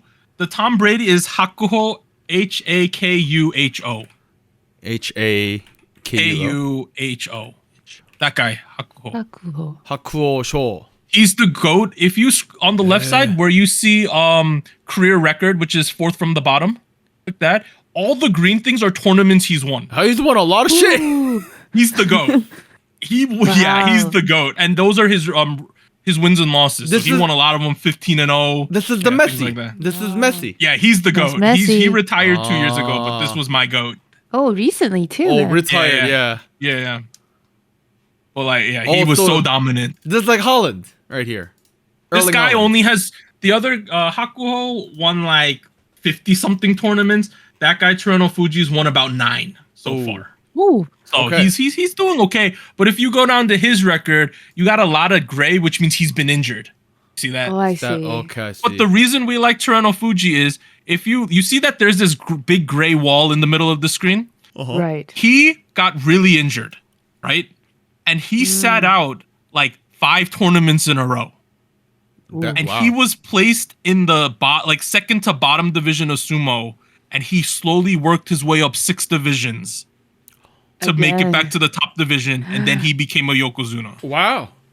So it was a That's big. crazy. He basically took 3 years of his life to work his way back up to the top, and then he became the precipice, And he essentially made his way back all the way from bottom. all the to way top. back to the top. Wow. Wow. He went from probably the rank 500 sumo wrestler to number 1 over 2 years. That's that's a good narrative. Oh yeah, that's one. It's a fairy tale story. It was a Yeah. crazy thing, Right. but now he's getting old. He's getting injured a lot, so he's been sitting out. So people think he's gonna retire soon. Gotcha. How Who's like the new face, the new kid that you feel like? It's hard to say, honestly. There's like a bunch of very good guys, but no one looks elite yet, in my opinion. I see. Yeah, there's the guy who I think, here's the name, Warren. This is the guy I think is going to be the next one. His name is Hoshoryu. Hoshoryu. His uncle is one of the legendary sumo. He's a cute. Look at that smile. Look at that guy. Look at that smile. He's 24. His uncle is one of the top 10 dudes of all time, and this has been like there's like 100-year plus history. I think he's Wow. the next guy, but he's relatively small in terms of weight for a sumo wrestler. I know relatively small. The dude weighs 310 pounds. Yeah, but he doesn't there's even a lot, look that big to begin with compared to other but he's sumo he's people. he's 6'1", 310. He's relatively small, but he's a technique master. Ooh. He's great at 6'1" is small. yeah. He's his weight is small. 310 is very small. Toreno Fuji is 370, and that's an underestimation. He's 400 probably. Wait, but how tall are they? What's the average height? 6'4", The top 6'5". dudes are like 6'4", 6'5". The top Oh my dogs. god. They're like 6'4", 390. They like the top guys. So he's a relatively smaller, but he has That's the best crazy. technique. He grabs the belt and throws people like judo throwing them all the Ooh. time, which is very exciting. But I think he needs a couple years to mature more. I have a question, sir. Yeah. A bunch of these people are born in Mongolia. Yeah, we've been in a Mongolian dominance era for the past 20 years in sumo. How do they have Japanese names when they're Mongolian people? So all of the names are stage names like professional wrestlers. Oh, okay. If you look, he is born that crazy name, Monkobayan Dajavagal or whatever, right? That's his birth name. Given name. When you become a professional sumo wrestler, you get a sumo wrestler name. And a lot of the names mean like Big Ocean or Fierce Mountain, like type of names using the Chinese characters. Gotcha. But his name was Hakuho, was his stage name. Gotcha. But he's become a Japanese. Hakuho became a Japanese citizen. He has a Japanese wife. Like, yeah, he's full Japanese now. This guy. Okay. Wonder. And he's the owner of one of the sumo schools now. So there's different camps, and he owns one of them. I mean, I'm sure you gotta monetize what you gotta do. I wonder what his name means. Hakuho. I could look it up. Oh, it's a big white bird. yeah, right. Yeah, they all the meanings like that. Yeah. So, There you go. but he's the goat. He retired though, so it's a little sad. But he was very dominant. Hey, well, But yeah, we watch sumo. It's fun to cheer him on, dude. It's like a lot of meat slapped Intense. together. It's intense. Look at him chuck that dude on the ground in that picture, Warren. Jesus. Yeah. look at him go. He chucked them.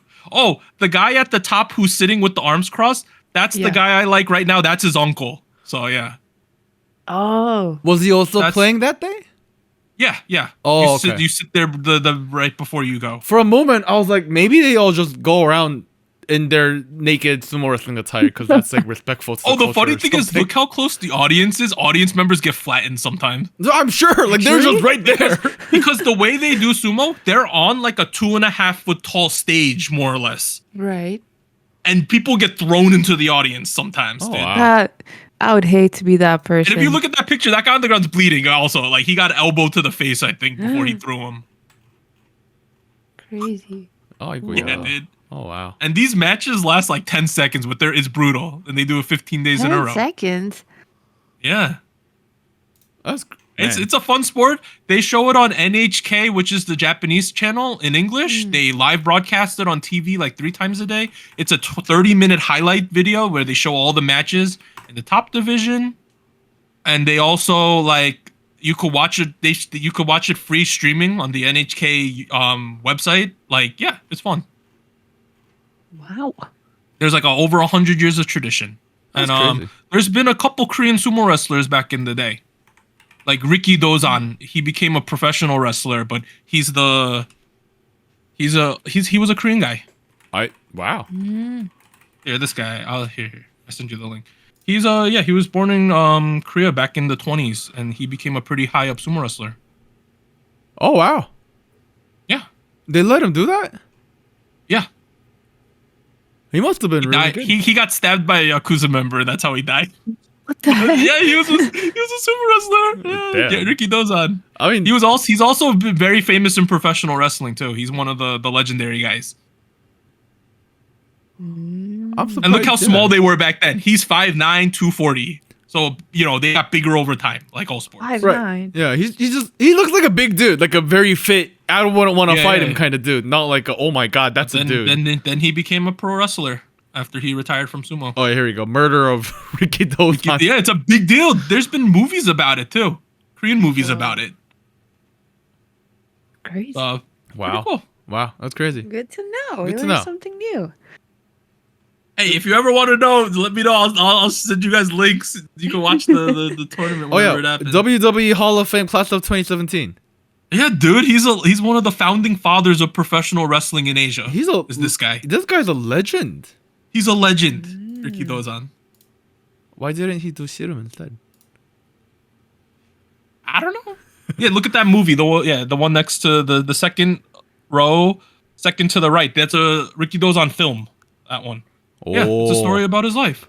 역도산! 역도산! Yeah. yeah, okay, I know him. Okay. Yeah, dude. 역도산 알지. He's a legendary Korean figure. He's a legendary figure. Okay, He's a pioneer in the face of Japanese colonialism. He did a lot, you know? Okay. He's like he's kind of like Robinson for us. What's his name? Shoot. Jackie Robinson. Yeah, just a little bit. But not on a racial reason, but more of a colonial reason. More of a colonial reason. Yeah. Yeah. Look He at was that. look at this Jack Korean dude. He was a big dude, you know? He was a big dude. Look at that guy. Yeah, so you learn things like that. All right. So we've been watching sumo. My family has the tournament just ended yesterday. Another tournament will be in 6 weeks, so we're excited for that, of course. Thank you for your sumo seminar. Yeah. Don't suck as Ricky. Oh no, people want to cast that. That would make sense actually. Okay, I'll be honest. I feel like Madong-seok's bigger than Ricky Dozan. Well, Madong-seok would have to lose 50 pounds. Yeah, I know.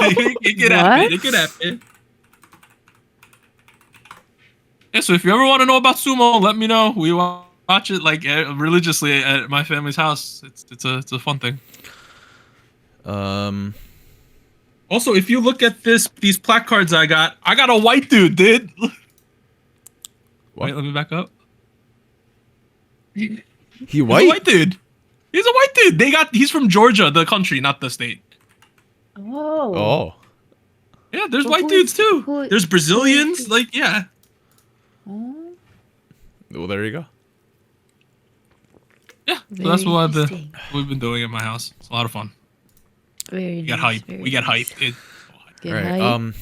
Anita, what is your seminar about? I don't have a seminar. I'm more like three pieces of media that I enjoyed recently. Okay. I'll start off with a TV series that I think a couple of people have heard of. It was on Netflix called Gyeongsang Creature. Right? Gyeongsang Creature, right? Gyeongsang Creature. Yeah. Yes. So this is starring Han So-hee, Park So-joon, and a couple other familiar faces, but they're the two main characters. Set also in like colonial era Korea. Japanese occupation at the time. And it's so for people that don't know what the TV show is about, it centers on this Japanese military experiment that is being conducted, and like people are disappearing, and Oh no. it's very fictional, but it's also like obviously taking some inspirations from real events. Human torture. It was real. Yeah, but yeah, some fantasy related elements in there. I thought it was pretty good. I was a little apprehensive because I wasn't sure how serious it was gonna be. Was it really serious? Oh, I think it had a good mix. Look at the poster. mix? Yeah, Okay. that looks pretty serious. I think looks it had a pretty good serious. mix. It definitely took some very obvious Liberties? but also kept a lot of the like real world sentiment and like struggles as part of the story, which I think was good. One thing, so the series has been out for a while and it finished on Netflix, I believe. Oh my god, this A zombie couple of weeks design ago. is wild. Yeah. So spoilers ahead for like the ending for people that haven't seen the the final episode. But Spoiler. there's a bit of an illusion, and they've already confirmed a second season to how it's going to continue. They essentially do a bit of a time skip towards the end, which I feel like doesn't make any sense because I think you lose a lot of the, like, what was like the meat of the story by making it modern. So that's one thing. That was like my only caveat where I was like, wow, what are we gonna do a second season in the modern world? Are they time traveling to like 2020s or like Okay, so 80s or like I don't want to spoil it. Korean War? No. I think we're going like back in time? 20s. We're in the modern era. Oh, like now. Oh, what? The Now. heck? Oh, Yes. no. Like VCHA debuting now. Okay. Exactly. Oh, my goodness. Wow. That's weird. And so I don't know how they're gonna do it, but it will be interesting. I would be interested to see how they continue it. But yeah, I would recommend that if you are interested in something that it is a little bit gory. There's quite a bit of blood, a lot of violence because of the times. Look how cute our little villain dude is. Like he's Wow. Don't you want to just snuggle up with that guy? dude. Yeah, Give him it's a actually big also old big very hug. sad. There's a lot of very Does it have tragic. a backstory? I'm assuming Yeah. it does. I'm Yeah. sure Yeah. it was like a There's some Korean sad dude stuff. who was like part of the independence movement. Even worse, I think. Oh, Oh, boy. no. Okay. Oh no. There's some sad stuff, but It's her yeah. dad or something. Oh no. Check it out because I think it's very like some historical aspect, some fantasy aspect, a lot of action. I think it's cool. So that was the TV show. Then I'll move on to a movie that I would recommend as well. This one came out in 2019, I believe, and I don't know what the original like Mandarin Chinese title was, but in English they translated it to Better Days. So Better Days came out in 2019, and it centers on the topic of bullying, and the stress that some of the kids go through as they deal with this, and like it also centers around like the examinations that they go through to go to universities, and like I thought it was very, very, very beautifully shot. Like a lot of the scenes were really like created very, very, very well. The characters were also like, I don't know. I feel like I was very invested in their story throughout the whole thing. And I think I was really afraid throughout this whole thing, like, oh my gosh, this is going to have a terrible ending. I'm going to be so sad. But I think it has a really good ending, very positive spin. Give us a quick synopsis. What's it about? What's besides bullying? Yeah. Like, is It it centers bullying in around- the workplace or bullying in the podcast? In school. So it Bullying centers at around school. this. It follows a high school girl struggling with severe bullying and the pressures of upcoming Yes. college entrance exams, Yeah. whose life becomes intertwined with that of a teenage street dog. Yes. It sounds like a coming of age film. Yeah. It is. It is Okay. a bit of coming of age. With romance but I and think crime. it's over. Ooh. Yes. The romance is quite subtle, and I thought that was really nice. It was very nuanced. Like, it wasn't just for show, and I think that made it even more meaningful. But yeah, definitely recommended. The actors were very, very good. Oh shit! It's got a 97 on Rotten Tomato, both in tomato and the Yeah. audience score. Yes. That's a high number. Good message, and very, like, a lot of drama, but very real. I think it has a very real issue in there. Nice. I don't think I've seen a Hong Kong film in a hot minute. So Hot second. Yeah. maybe I'll check it out. Yes. All right. And then finally, I have a group or a song. I'll say a song because I haven't listened to all of their. It's of the rest Baddie of by their Ives. discography. That's her It song is of the not Baddie by It is Yeah, Chimaparam by Um, Brave Girls. It's actually called "Just Like That" by Psychic Fever. month. Psychic From- Fever. Is this J-pop? Sounds So- like J-pop. It's J-pop. They're from Exile. Is it Exile? Tribe. Let's go, Exile Tribe. It's a pretty new song. It came Are out they like a a new couple group? days They're ago. new? They're not that new. I know some of the members have been around for a while, and the formation of the group, Psychic Fever, was probably like in the last 2 or 3 years, I want to say. Okay. I'm still finding out more info about them, but recently I heard this song. It was very like, it has some old school vibe to it.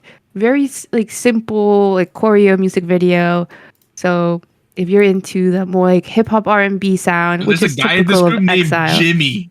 Let's Jimmy. go, Jimmy. Yep. I feel like is this Jimmy on the top That's not list? Jimmy. That's not Jimmy. That's Okay. not Jimmy. Is this Jimmy? That's Jimmy. That's Okay, Jimmy. that looks like a Jimmy right there. Let's go, Jimmy. Bloody hell. But yeah, they're pretty good, and I think they're fairly new, like I said. So they're still like getting like an audience in their sound. But so far, this song, just like that, and they had another one, also produced by the feature JP the Wavy, who's a I think a Japanese rapper. Bloody yeah. Um, That's a name called I haven't heard in a Temperature. while. Pretty good. Psychic Fever from Exile Tribe debuted in 2019. Yeah. Oh, sorry. Okay. Okay, They it's been a minute. came together in 2019, pre-debuted Yeah. 2021, debuted in 2022. Yeah.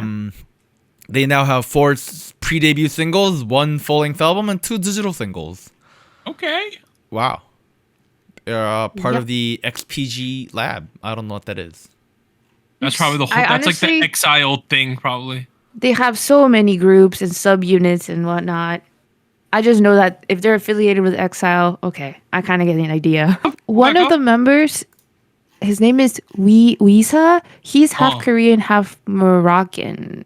I think. Whoa. What? Yeah. Wow. You're correct. Mother's Korean, father is Moroccan. That's a good-looking dude. He a good looking dude.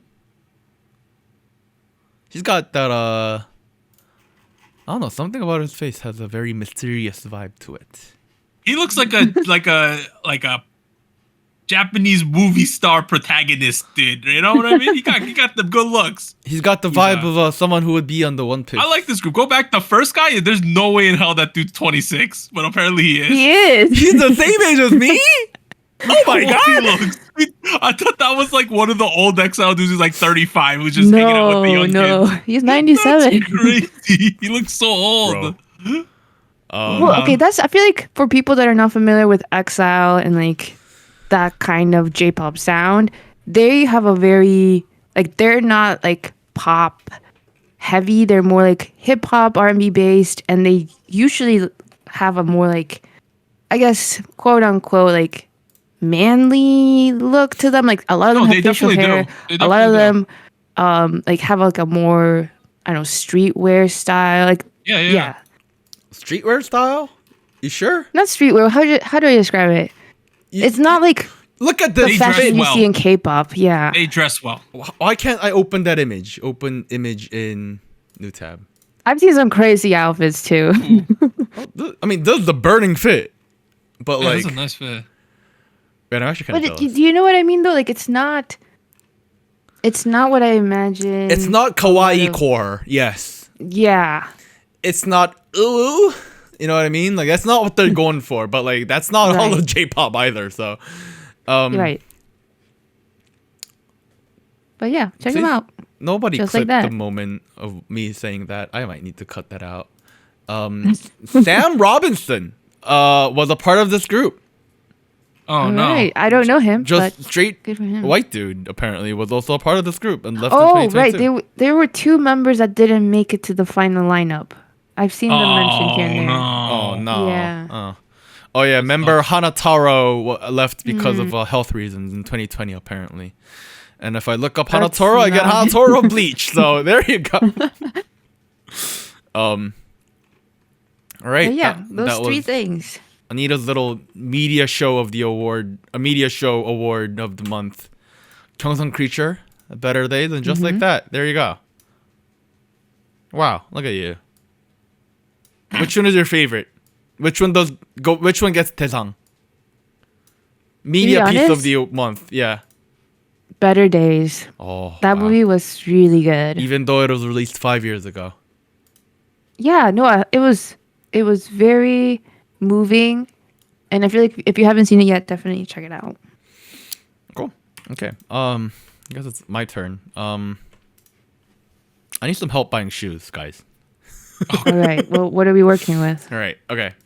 So I'm in the market for some Asics. Y'all like some Asics? Oh, okay. I have yeah. ASIC Gel Light 3s in a Galaxy colorway. No, not those Asics. the Asics running shoes. Okay, right now Yes, I yes. have a pair of Asics already. To be quite honest, What color?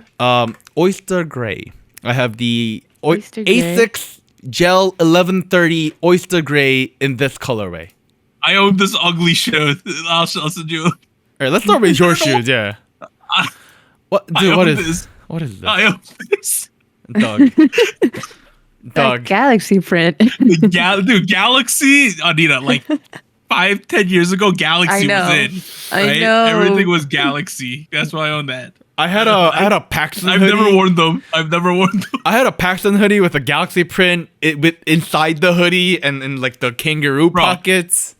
You wearing the Galaxy fit with the highlighter yellow hoodie or something, dude? Like, Bro. That was the fit. That was the fit. In skinny jeans, that was the fit. No. People were wearing the poop brown jogger pants. You know what I mean? Remember those? That was me too, dude. Come on. Man. All right. All right, but All right. Okay. So I have these shoes. The Okay. Oyster Grays. That's what these Oyster look Gray. like. Oyster Okay. Gray. So keep that in mind, right? Uh-huh. Now, I'm trying to buy another pair of A6s because I wear these a lot. And I'm like, I don't want to wear it out too quickly.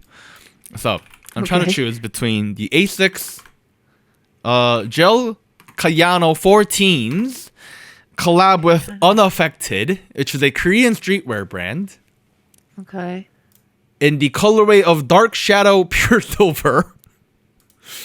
Oh, Like that. okay. Yeah. It's a bit of a different Chromey look. effect. Yeah. But a bit of a silver is kind of in trend right now. Yeah. Yeah, I was about to say. Kind of a Gorp Corey look. Yeah. And then on the other hand, I'm like, maybe that's a little too strong, Like, so I'm going maybe the A6 GT2160 Seal Gray Jewel Green in this The colorway. accent green? Yeah, a bit of a green accent. And I like me a little bit of green, These are too similar to the ones you have, though, I think. This is, right? This is a little similar to the one I got already. Like, yeah. A little bit. Yeah, I'm not crazy for thinking that, right? Now, here's the catch, though, right? This is $120. Oh my god. This here is $200. 200. Yeah, but if you're wearing them for performance, not for looks. Oh, right? then I shouldn't be getting either of these. Well, obviously. Oh, wait, these are for looks? These are 100% for the looks, dog. Oh, I don't understand these shoes then. Never. I'm not the person for this conversation. I thought these were. I'm trying to run. Oh, Trying no. to get some nice running. Well, Oh, you never could. mind You I mean, could run. I guess, if you have yeah. to. But, like, why would I do that? Exclude me. I think both look like ass. Exclude me. Don't talk. I'm not in this Hey, no, conversation. no. Okay, I still honestly, want your opinion, though. Because you're not a part of the person looks? that, yeah. These yeah. ones are less ass. These ones. Are This less is ass. less I was ass? about to say I like the chrome effect more, and I think they look more different than what you already have. So Yeah. it's just yeah. Okay. And this one, Doug thinks this just looks like ass. Yeah, that's ass. Okay. It's just so basic. It is. Is it? Okay. I mean, it's not that basic, but it's very similar to what you already have. So This I is just true. feel like I just it wouldn't be. something about the back heel right You here, like the back? where it's like kind of sleek and it's like silver. It's got that shine of green. I it's feel got like that if the Y2K whole shoe vibe. was green, if it had that color, oh fuck, I don't want to then I wear. think like it would be better. I don't want to wear a fully green shoe though. You know what I mean? okay, maybe not full green, but like majority green. So there's a different colorway to this shoe where it's like emerald green, and I'm like, this looks. Oh no, fucking not that green. Not that green. It just looks like. This looks like you're like a Tiffany hype boy or something. You know what it reminds me of? Doug, remember like back in PacSun days, there was Do you remember Bean Trill? I don't remember Bean Chill, but there's a diamond brand I think also uses that Tiffany. Yeah, like those two are big on like the Paxton Trill. brands. Bean Trill. Remember this aesthetic? Yeah, I that never- and I then remember Diamond this. brand also had Tiffany stuff God, yeah, no. Diamond. too. I don't even remember what the actual name of the company was, but But their that's not the logo was a Tiffany color. diamond. Like that second one, like that Yeah. see, they also Okay, had a lot of that- The Tiffany stuff. turquoise teal, yeah. Yeah, they were It's a into that. little off. Yeah, it's a fucking ugly color. I don't know why they pulled it off. I like the other one though. It's kind of white.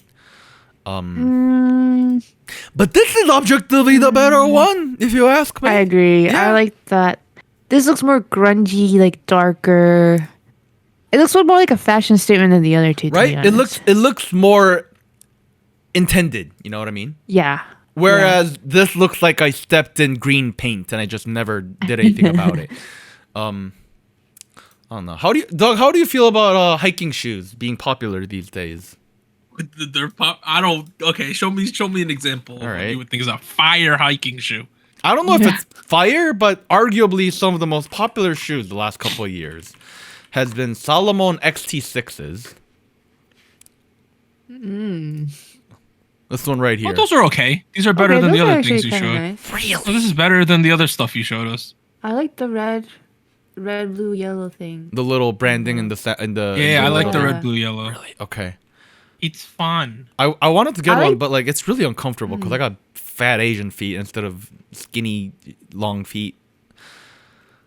Not comfortable. They have an interesting shape to them.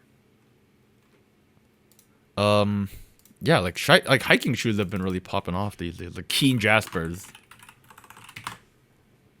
How do you feel? Look at these. Jaspers. Different look. Oh, I. Oh, weird. They seem like they have too many, like apertures for the What is- laces. what is that? It goes too far down. Wait, we could make a series of this. I'll react to what's currently popular in fashion. Say how Yeah. ass it is, because I don't know. Like, Remember, like a Good couple years or- ago, we did the Doug outfit World Cup. oh, we did. Yes, that Oh was my fun. God. We need to do like a 2024 update to that. Doug, No, do you not want to what be I'm gonna wear. Do you want to You be should a? say fashion. Look at the big anime AI boobs. I'm not What, gonna what talk are you about. doing here? I'm just gonna look at the World Cups I made. Oh, look at all these World Cups we've done. This was a good one. Doug's new hairstyle World Cup. Doug's drip World Cup. That's what he called it. That's what it was. Which one? K-drama Doug won. Classic. Classic good. I mean, Classic look. yeah. Yeah. Look at you in that lovely little trench coat. And then Techwear Doug was second place. Well, okay. I feel like, are you kind of going for that look, Warren? I'm kind of going for like The shoes? like a mildly gorpcore look, not to trying this to be extent. techie, bro. So the people that were wearing techwear a couple years ago now are on what the. do they call it now? They call it gorpcore now.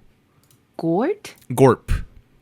Gorp. Anita, you should be What is- familiar with this. Your favorite I indie know. band is all about Sansan gear. I was about to say, yeah, I know. like this This kind looks of familiar. vibe. Yeah, like kind of like a hiking kind of vibe, kind of like I went camping, but like not really kind of vibe, you know, like which is not really the kind of Where did person the I am. name come from?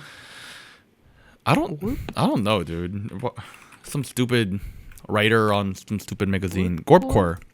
What does it stand for? Is a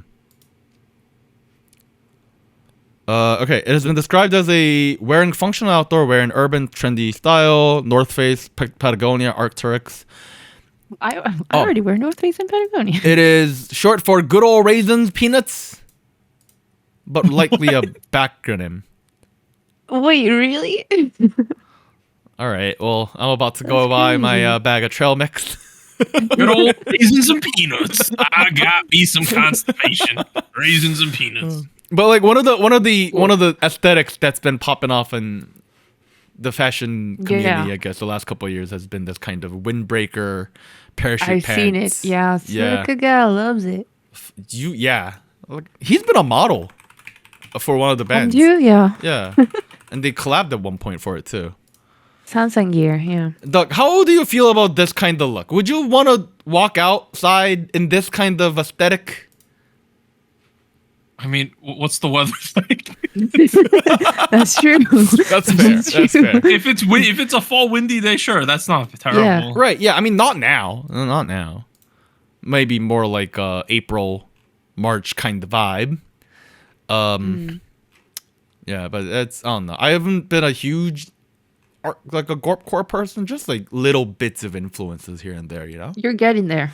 I don't want to get there fully. I'm not a hiker to begin with. I don't think any of these people are. That's true. Hey, Warren, you gorping lately? Although, have you seen me and my trail mix old collab with racist. Salomon Arcturix beanies?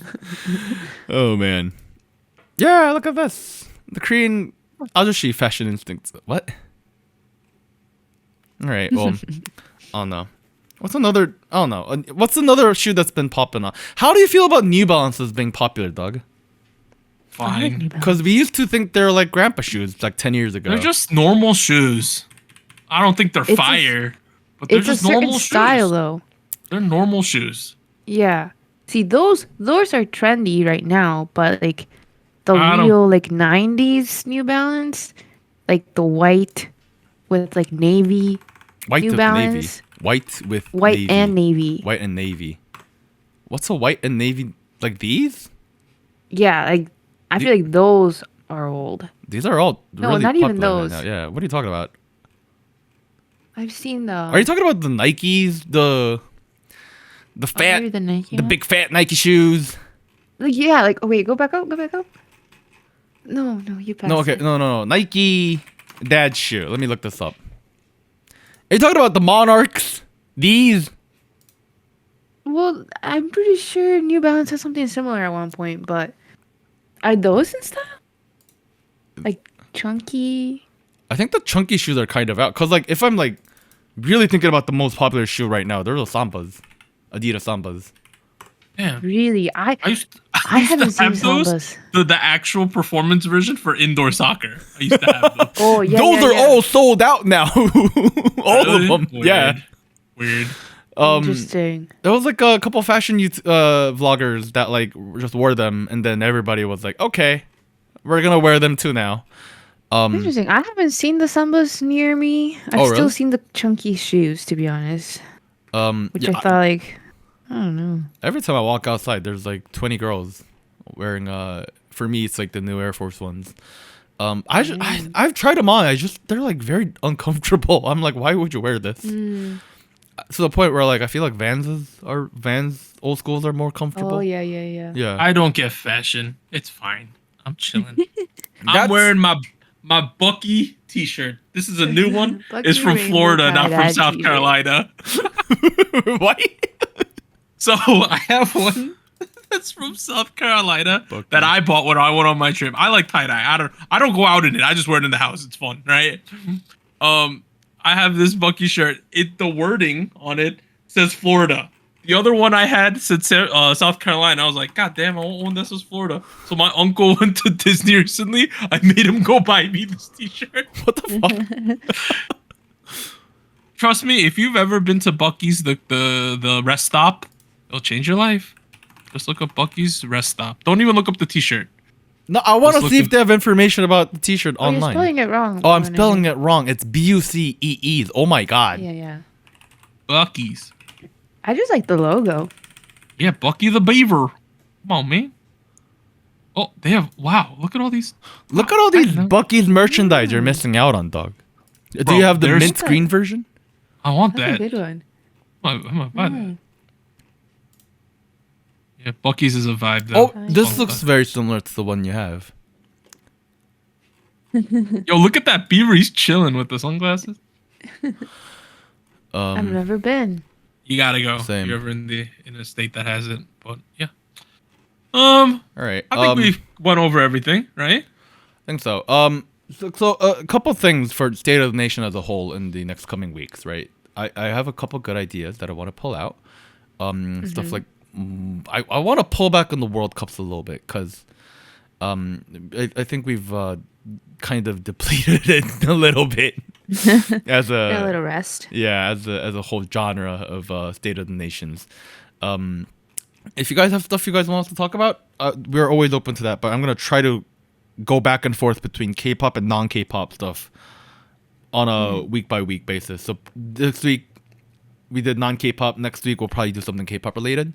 Maybe that will be another industry discussion like we did with our album sales dropping. Maybe that'll be another K-pop related World Cup. That I feel like that's not what I'm referring to as a World Cup thing. But I don't know. There's like random other ideas. Like, have you guys actually read like WikiHow articles ever?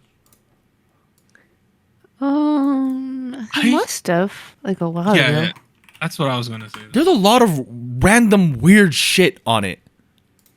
They're not very helpful. Oh my goodness! How to kiss?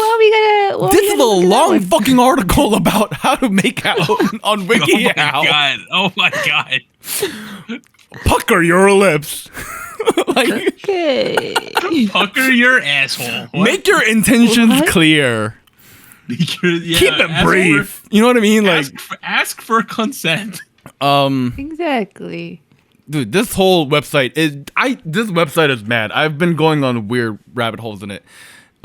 Stuff like that. I don't know. I have some other ideas too, but we'll talk about them as they come up, I think. Now we know what Warren does in his spare time. I've been learning how to kiss. Oh man. All right, we'll see you guys next week. Twice Baby Monster pre-release. Bye everyone. Bye. Bye.